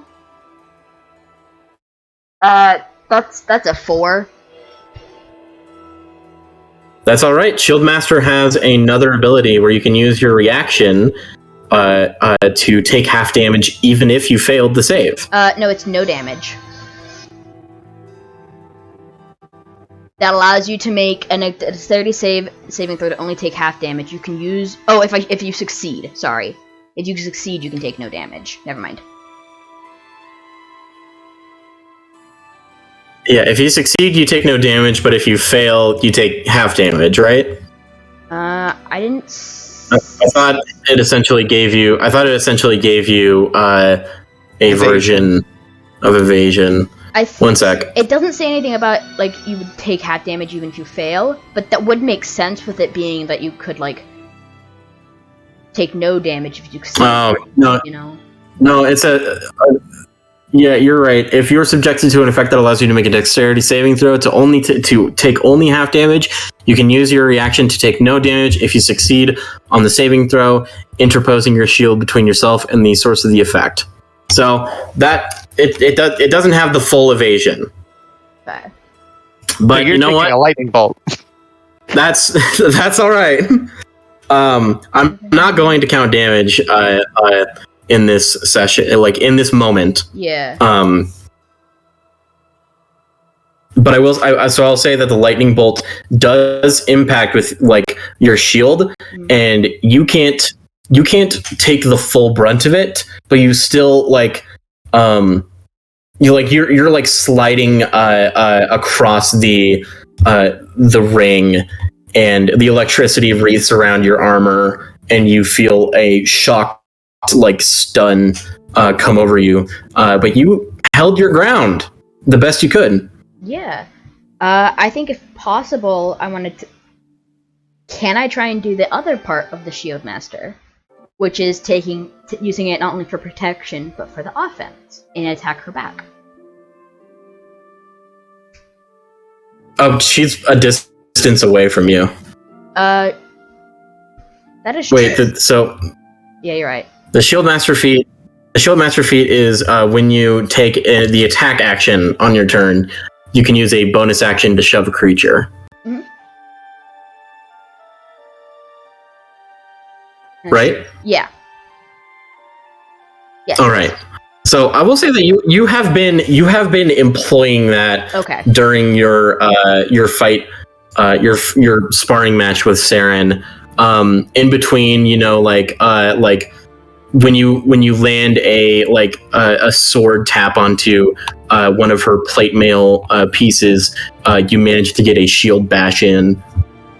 Yeah. But otherwise, a much more even though there was that incredible display of power, a bit more of a calm match between you and Saren. Yeah. Oh, how is my than cloak handling? Audra was hiding. 'Cause you Your said cloak? Yeah, it was electricity. It was lightning. How is it looking? Does it need to get fixed at all or no?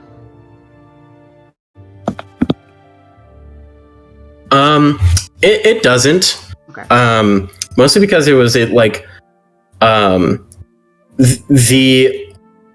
didn't ignite your cloak. Okay. Yeah, that was my main as it traveled through. It just the electricity just kind of dispersed. Okay. Okie dokie. Cool. Hell yeah. So,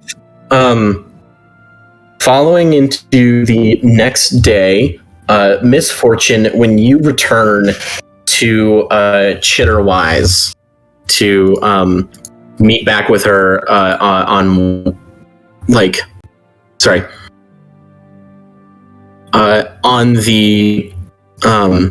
the dagger thing. I'm sorry, the words are just falling out of my head. It's okay. No, I was doing the same exact thing. It doesn't matter. To me. You're doing good, King. Thumbs up. Hell yeah. Words. Hard. Sorry. It's okay. Where the fuck is it? Gone. Okay. Sorry. Okay. I ate it. It's gone forever. All right. So, she is in her tent. You see that Stallion the Ox is still there. Only now, he is fully outfitted with armor, and there is that rotating barreled ballista just sitting next to him, and a deep, dark suspicion that thing is going on the ox. Has he even moved an inch? No. I hate. You see that there is shit on the ground. There's shit on the ground and a completely vacant area where he has eaten all the grass that his head could reach. So it's like he just didn't want to move or couldn't move. Yep. And just okay. Cool. He didn't want to move or couldn't move. You don't know. Why would they put it on him if he doesn't want to move? Good question. So you go into the tent where Chitterwise is supposedly working, and you see that she is at the moment working on what is totally not the daggers. This is a completely different project, some kind of special armor possibly requested by one of the paladins.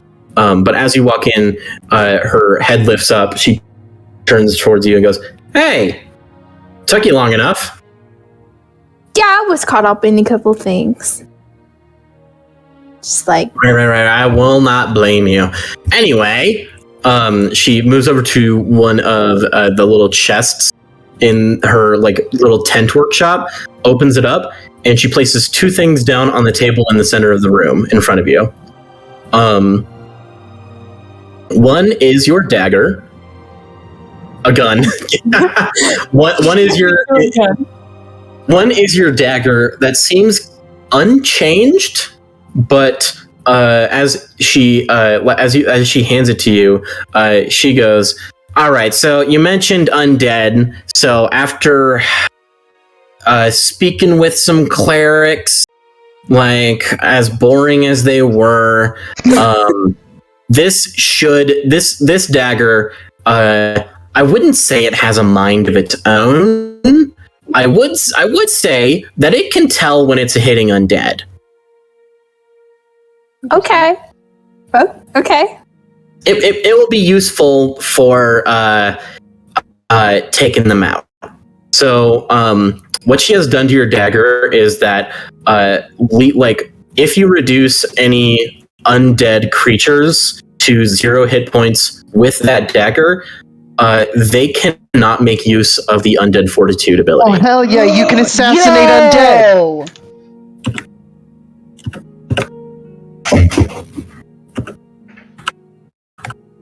Sorry, I was writing that down. Sweet. Yep. It's also technically magical now, so if there's anything with a magical resistance, that dagger can punch through it for normal damage. All right. Sweet. It's a dope dagger, dude. Yeah, holy shit. And this is the thing that I thought you might like. From the stores. It's kind of old. Nobody around here really wants it, so giving it to you. Wow. And she sets down an armband. Well, I hope it's not rude to ask this. What is it? Oh, shit. Right. Sorry. Take a look at it. And she kind of points towards the armband. As you look closer, it's got a lot of thin daggers, like kind of in the middle, like needle shaped, that are strapped around the armband. And she goes, "This one is magical. You're gonna need a moment with it." This is a really good fucking magical item. She picks it up and she's like looking it over like, sheesh. So when you tune to this, you can add a bracer of flying daggers to your inventory. Shit. Sweet, baby Jesus. Yeah, it's really good. Holy hell. Infinite daggers. Yeah. They are regular. They are magic daggers, but they don't have any like bonuses. It's just basically you have an infinite supply of ranged daggers. Yes! That work on magical resistance as well. Yep. Fuck your gun, bro. I have magic knife. Yeah, holy shit. As a rogue, that item is like so dope. Woo! Holy shit, yeah. Yep. You can pull up to 2 magic daggers from the bracer and immediately hurl them, making a ranged attack with each dagger. A dagger vanishes if you don't hurl it right away, and the daggers disappear right after they hit or miss. The bracer never runs out of daggers. You get 2 attacks now. Bless. God bless. I would watch out though. I said that it's kind of old and nobody really wants to use it. Not saying it's cursed. I'm just not saying- there. I wouldn't care if it was cursed either way. I'm just saying it might not always, agree with you. It's okay, nothing really agrees with me. Oh gosh darn it, no, it's just because she's unlucky. Oh. I can't have good things. They always have to come with a price, you idiot. But she's like, no, that's no problem. And honestly, I am really, really, what is the word? I appreciate it greatly that you even want to give this to me.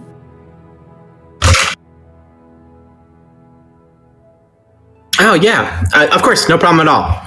300 gold pieces. Yeah, I'll get that to you eventually. All right, that's dead. And then she goes back to working on the other project. I was just gonna pay her for the dagger, but okay, I'll add it to my tab. It's fine. Cool. Wait, add both of those things to your tab? Nope, just one. I'm just saying. No. Are you leaving right now? Was planning on it. I'm gonna come after you. If you don't pay me back, there will be compounded interest. Oh, shit. Big scary words that mean nothing if I'm always poor. Money isn't real, and neither is debt. So much money right now. I don't care. So, 5-minute bathroom break. I need to piss so bad. I need to get a drink. Fair. I will pop up. I'm gonna actually get some rum because we have Kraken rum in the house. Whoa, you have crack? Yeah, exactly. No, I have Your Kraken rum. I have Kraken rum. It's like a. I'll be right back. Re-add the BRB screen really fast because it's not on here, and I don't know why. Sometimes Streamlabs just does that. I love that. Also, I don't have enough money to pay her back in full right now, and if I would still have accumulated debt anyways, so Yeah. might as well just keep that motherfucking thing on me. You're like, And I'll buy get back to alcohol. it. I'll get back to it.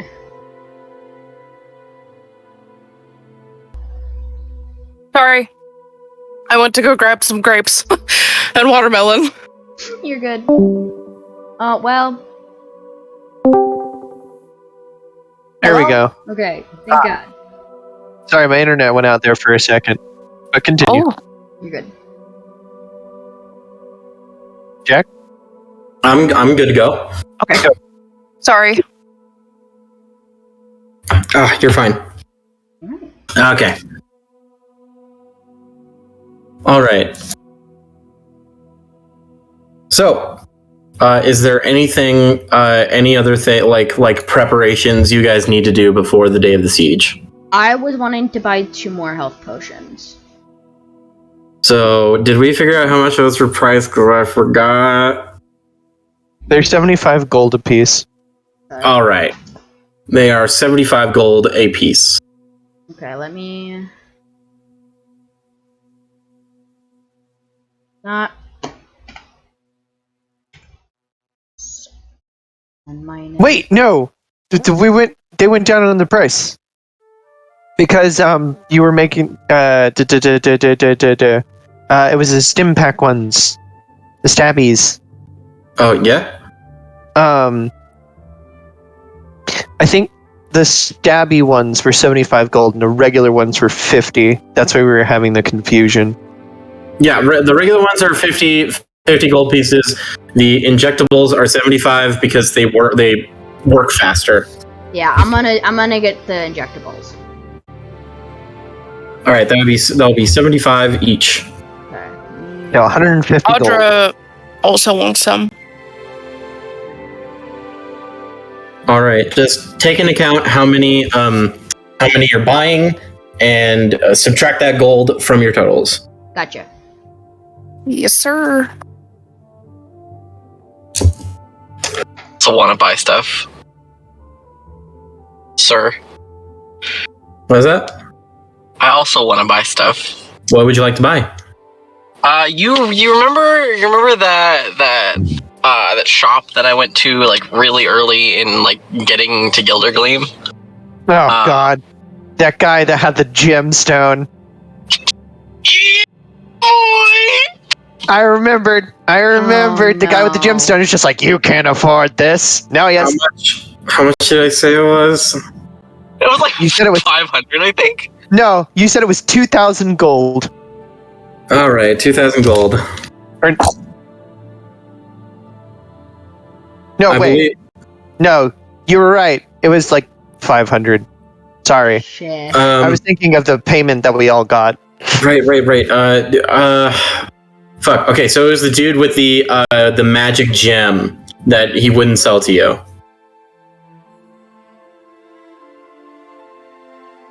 That specific one. Yes, because I bought like his whole silver price scrap, like his whole thing on that one. On that trip. But now I'm going back for that fucking gem. Oh my god. All right. I'm gonna make a roll. So you find You find the old man with the oversized beard. He is sitting atop a junk pile. He has acquired even more junk, considering that you bought out a good majority of it. But he is just sitting on top of this junk pile in the middle of the market.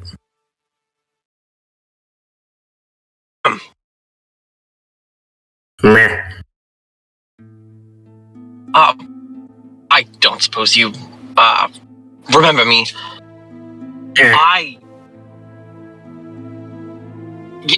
Yes, I am. Do you still perchance have that gem you had earlier? He raises one of his bushy eyebrows.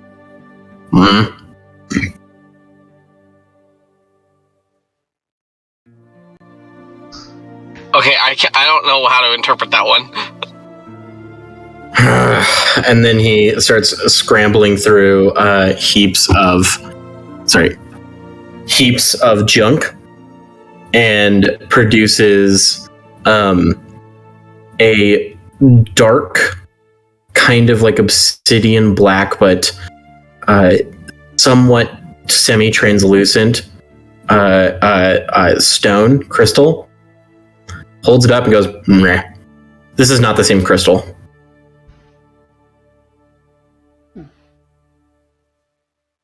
Bit different than the last one He shakes his head. No, I distinctly remember. I want to cast. Which would help? I'm going to be upfront. Which would help me more in this situation? Identify or detect magic? Probably detect magic, because identify would just tell you the specifics of a single thing, while detect magic detects magic. Okay, yeah, I'm gonna cast detect magic. You cast detect magic. You look through a scrap pile, and from what you can see, the only thing that is magical is the stone that he is currently holding.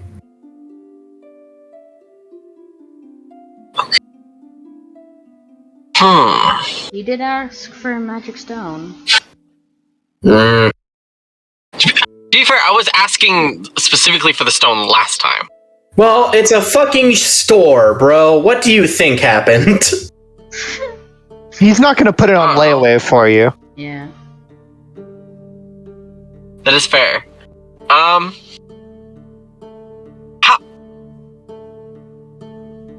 much is it?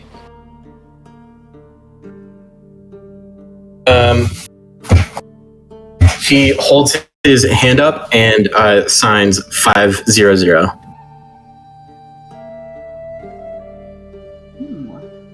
I drop 5 platinum in his hand, and I yoink that crystal. He pockets the 5 platinum and just goes back to sitting on his trash pile. Cool. So it's in like an obsidian crystal, like ish. It looks obsidian, like it's kind of like a semi-translucent crystal, but it's filled with this black, like kind of roiling energy that makes it look obsidian from an outside view. Okay, now with detect magic, does it have like a specific type of magic about it? Necromancy. Oh shit. Okay, well, I mean, this can be used later. Identify. Identify wouldn't tell you the spell. If it's a magical item. If it's a magical item, it might. Is it? Identify, well, the magic that's coming off of it is necromancy, but identify would allow you, to learn the ins and outs of it. Oh yeah. I will identify it. All right, so you cast identify on it? Yeah. So you know that the crystal that he produced earlier, you realize was charged with magical energy. You remember looking at it and it was charged with magical energy. And now that you have this new crystal, you realize that it's of the same breed. It just has different magic in it. Oh, shit! Magic batteries. Magic battery. So it's not technically a battery. One sec. Okay. Definitely these nuts. Sorry, I'm just going through. So yeah, I was gonna say. as you cast Identify on this, you realize this has been charged with this stone has been charged previously with a powerful necromancy spell, and if you were to say shatter it or break it, you would be able to cast that spell once. Okay. It requires no attunement, so whoever shatters the spell can do it. And the spell stored inside of it is a 5th level life transference. Ooh. Okay, let me write that down. Wait, what does that mean? Does that mean if you throw it at someone, it'll sap the life from them and transfer it to you? Or does it mean your life will transfer to the targets of that area? Fuck, that's a good question. Okay, well, how does the life transference spell work? The life transference spells is that you sacrifice some of your health to mend another creature's injuries. You take 4d8 necrotic damage, or in this case, it would be 6d8 necrotic damage, which can't be reduced in any way, and one creature of your choice that you can see within range regains a number of hit points equal to twice the necrotic damage you take. Okay, I have... At higher levels, the damage increases by 1d8 for each slot, which is why this crystal has, it's 5th level, which means if you break it with intent to use the spell, you take 68 damage. Necrotic damage can't be reduced, and then somebody else regains twice as much. So, okay. Do I get to choose the target? Yes. I imagine you throw it at him. Okay. But also, when you say can't be reduced, what do you mean by that? Like no resistances count. Oh, no resistances. Okay. If you're immune to the damage, no, you're not. Yeah, you are willingly, you can't cheese yourself out of sacrificing your health. Gotcha. Because that means a person would also be healing less anyway. Yep. So, Tybalt, you would know that if you were to... this stone seems kind of fragile. You could break it with enough force in your very hand, though it might hurt. If you did that, the spell will be imbued in your hand, and then you can cast it. But with your Identify, you know that it would not last longer than, say, 30 seconds. So it all depends on who is, physically in touch with the crystal when it is broken. If you throw it on the ground, a bunch of necrotic energy will spill out, and if you're the first person to touch that necrotic energy, you gain the spell.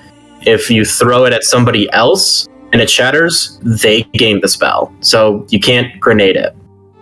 Well, you can grenade it and use it as a way to... It would probably be for an ally in that case, convince somebody else to give up their life. Well, also, if you throw it at an enemy and they don't know what the spell is, they're like, "Ha! You just powered me up!" and then they use it and it fucking kills them. Well, these are also where we're going. Yeah, these are all very strong wizards. But God, can you imagine? That's a good point. If somebody doesn't know what spell that they have just been given, and tries to cast it, tries to call upon that magic, they might try to aim for somebody and be like, "I'm gonna shoot a beam at you," and then they fucking health transference. That's if they don't. That's if they are not aware of what's going on enough. So it could be a fun trick to pull, but it only works once. Yeah. This could get your ass out of a tight situation, though. A 5th level life transference would be a lot of healing.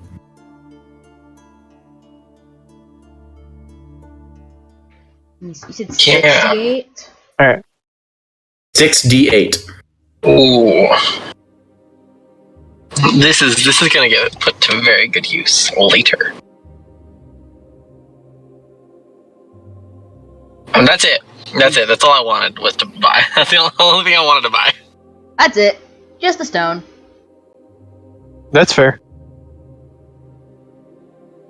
Yeah, that's all right. Anything else for you guys before you head out?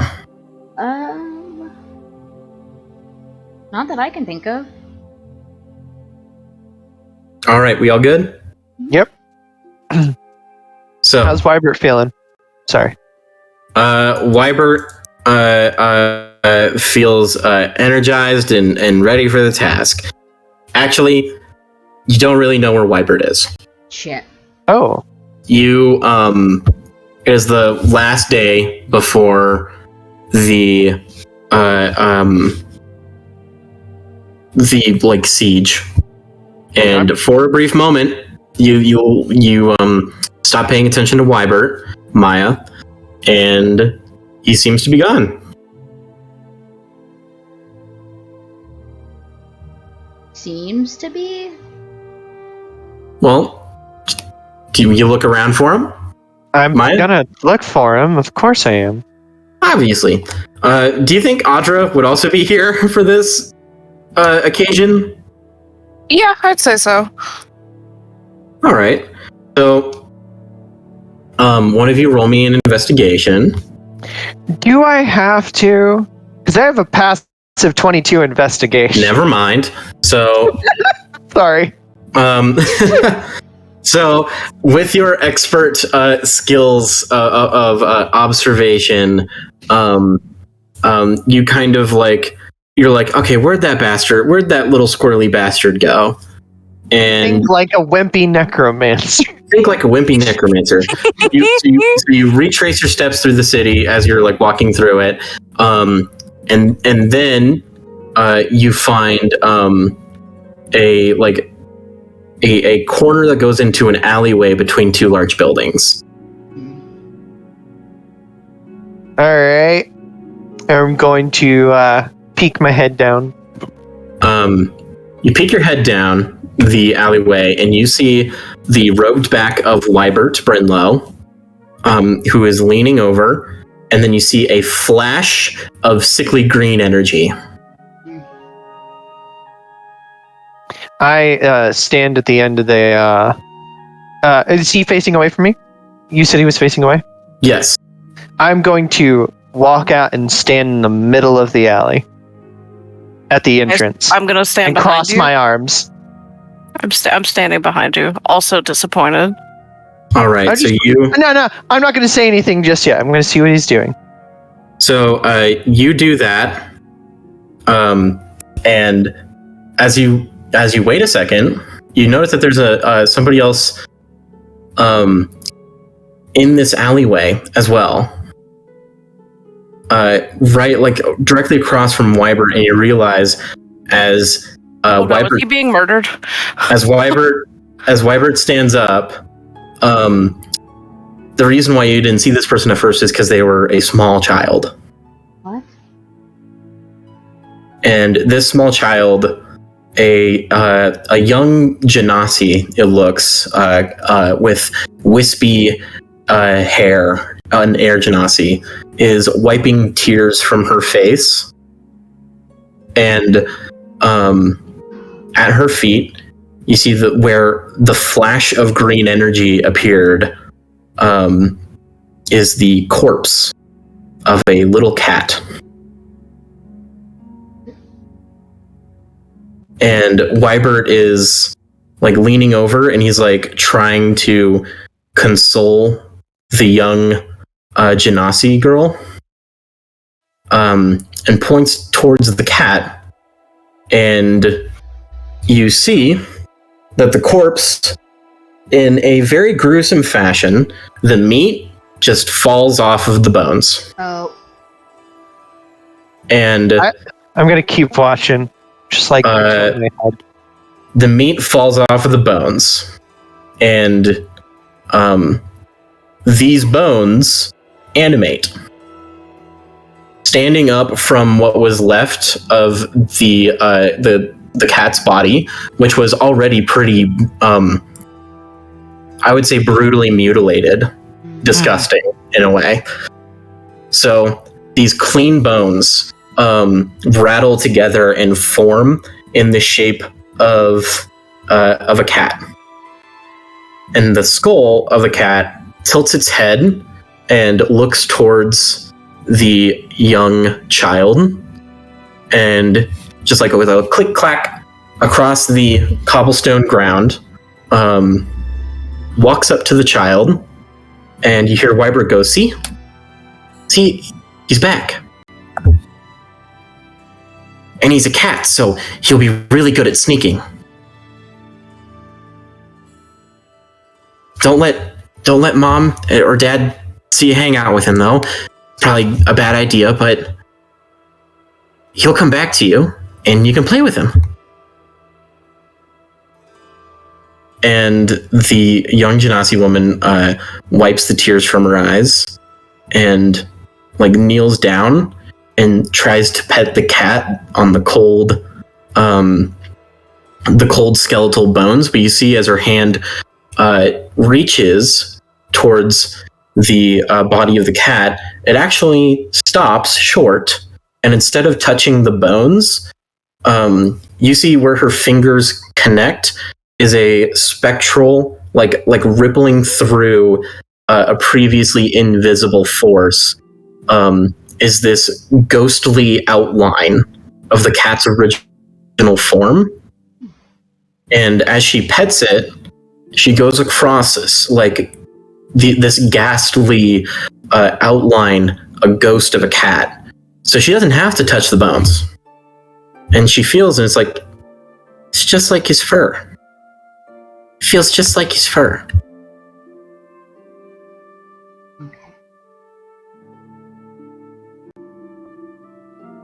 I'm gonna lean down to Maya to whisper, because I don't want to interrupt the others, the Wybert and this Genasi. I am conflicted about how to feel with the situation. He has good intent behind it. Wybert, it's going to have to deal with it eventually. Wybert notices that you two are standing there, and you see his face kind of just immediately turn to worry. Maya is smiling at him. I'm sorry. Obviously, I look as I always do, because I have a mask. Cannot read you for shit. Nope, nobody can. I'd be great at poker. You'd be great at poker. They wouldn't let you It's into cheating. poker. You'd be like, what cards do you have under your mask? I would threaten them to let me play poker. Listen, this mask has nothing to do with my ability to play poker. You're scared. You're scared to play poker with me. Sounds like you're a little bitch. You're fine. I'm not mad at you. However,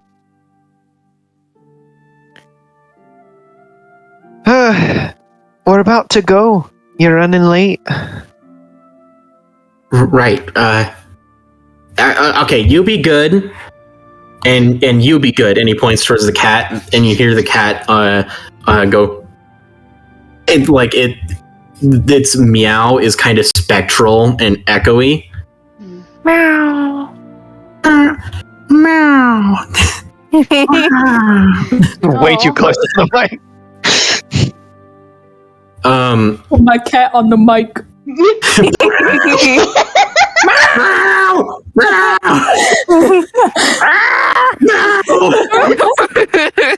God. That's a weird fucking cat. He rushes up to meet with you guys and he goes, "Hey, okay. There was some power left over. That was the last of it. I don't have any more. I don't have any more lich magic in me." Good. You got the last of it out doing a good deed for somebody else. I'm proud of you. I put a hand on his shoulder. Ah! Please don't kill me. That's great. Oh, I thought you were going to hurt me. No, I was going to tell you that sometimes things that come from the evil origins can still do good and be a good thing. So this was a good thing that we saw you do with the last of what you had. I am proud of you. See, he has a stupid big smile now. And I pat his shoulder, and then I let him go. Yes! All right, come on, you. We've got a little battle to win. All right. We gotta bury the day of burial. That's cool. That one's cool. So, troops mobilize. Oh, 1 second. Maybe I should change. Music? 1 sec.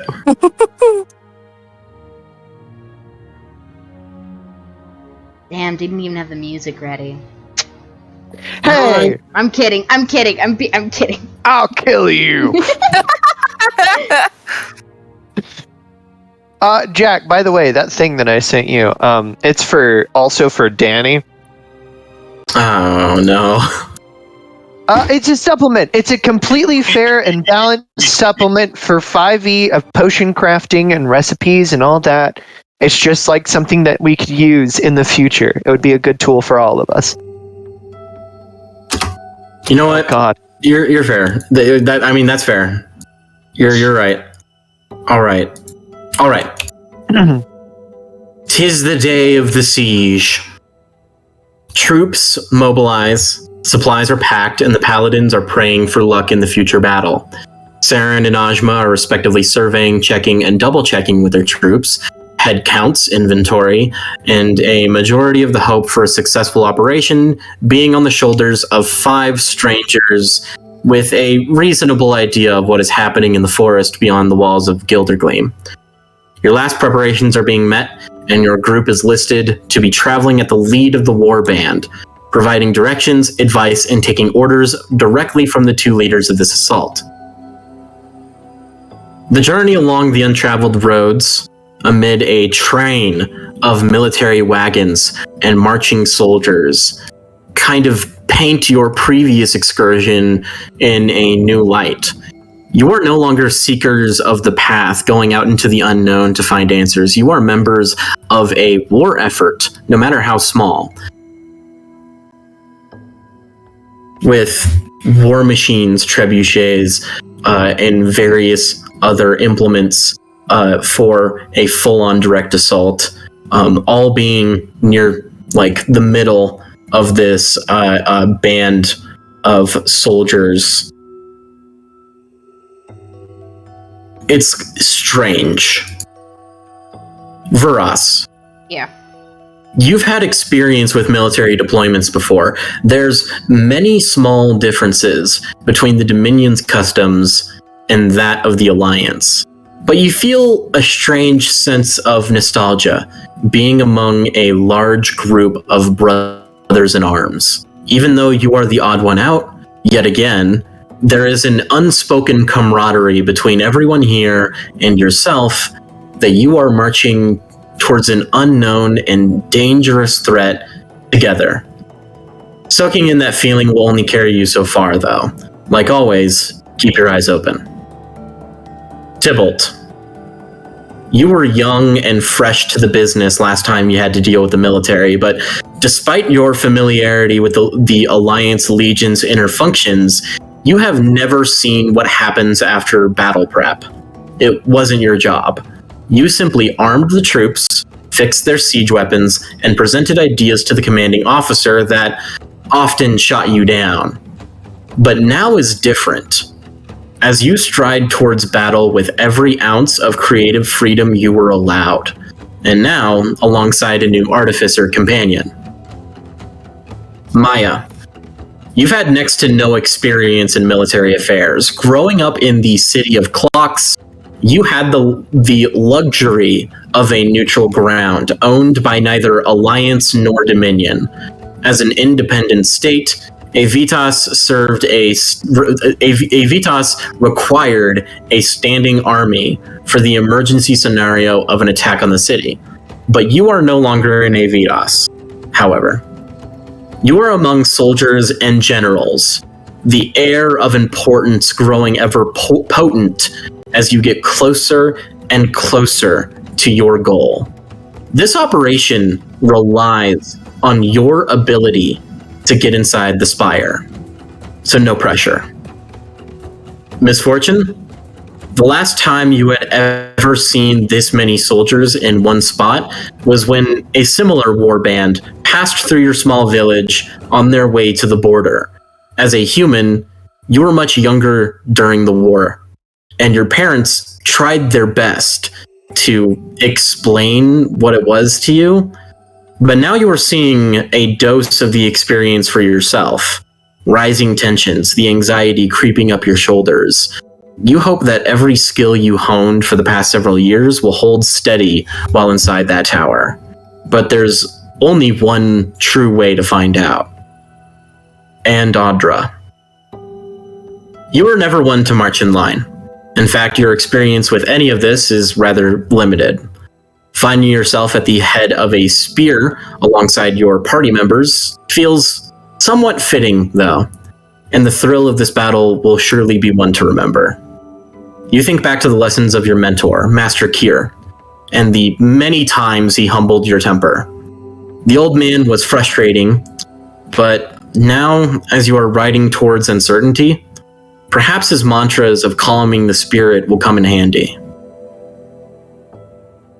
Eventually, your warband makes it to the edge of the forest after a day and a half of anxious travel. As expected, but there doesn't seem to be much of a change in the landscape.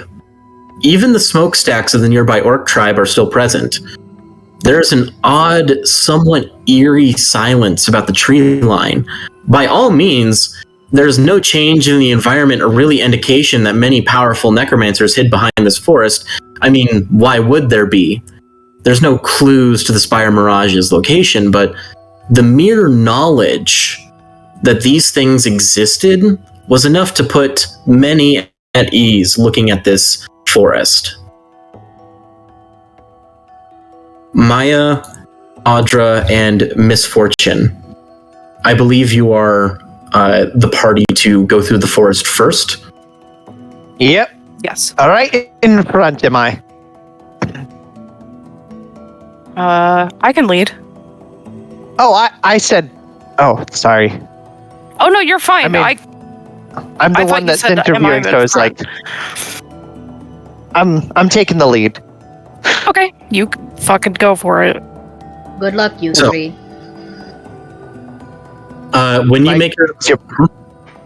Oh, I was just gonna say, Maya gives you a big smile and 2 thumbs up. I give you a nod. I'm gonna let Misfortune stay in the middle. I'll take up the rear. When you make your way through the forest using the same method as before, you eventually come upon the open valley of the Spire Mirage's hidden resting place.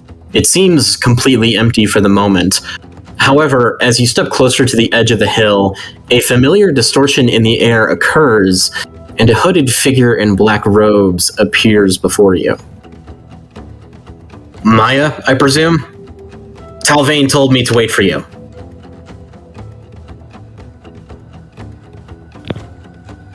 I'm here to share my findings. That's good. Are the other two supposed to be here? They didn't make it.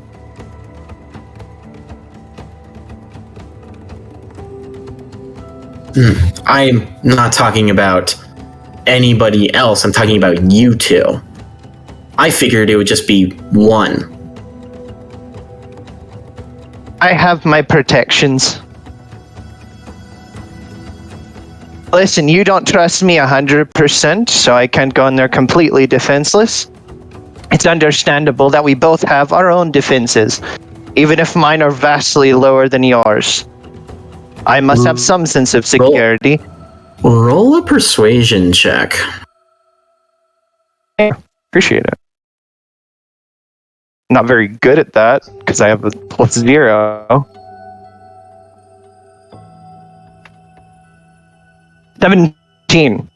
17. Nice. The road figure just kind of floats in the air for a second, seemingly processing this, and you can tell that this is a lackey, and they can't be fucked to bother about the extra protection.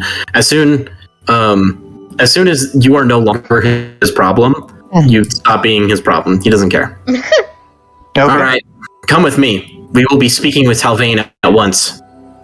He produces a strange orange crystal from their robes. This figure waves the glowing rock in the air, and a dimensional rift opens up in the shape of a door, a large rectangle.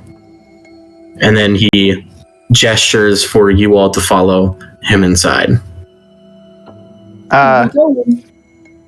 In we go. Mm-hmm. You step into the spire.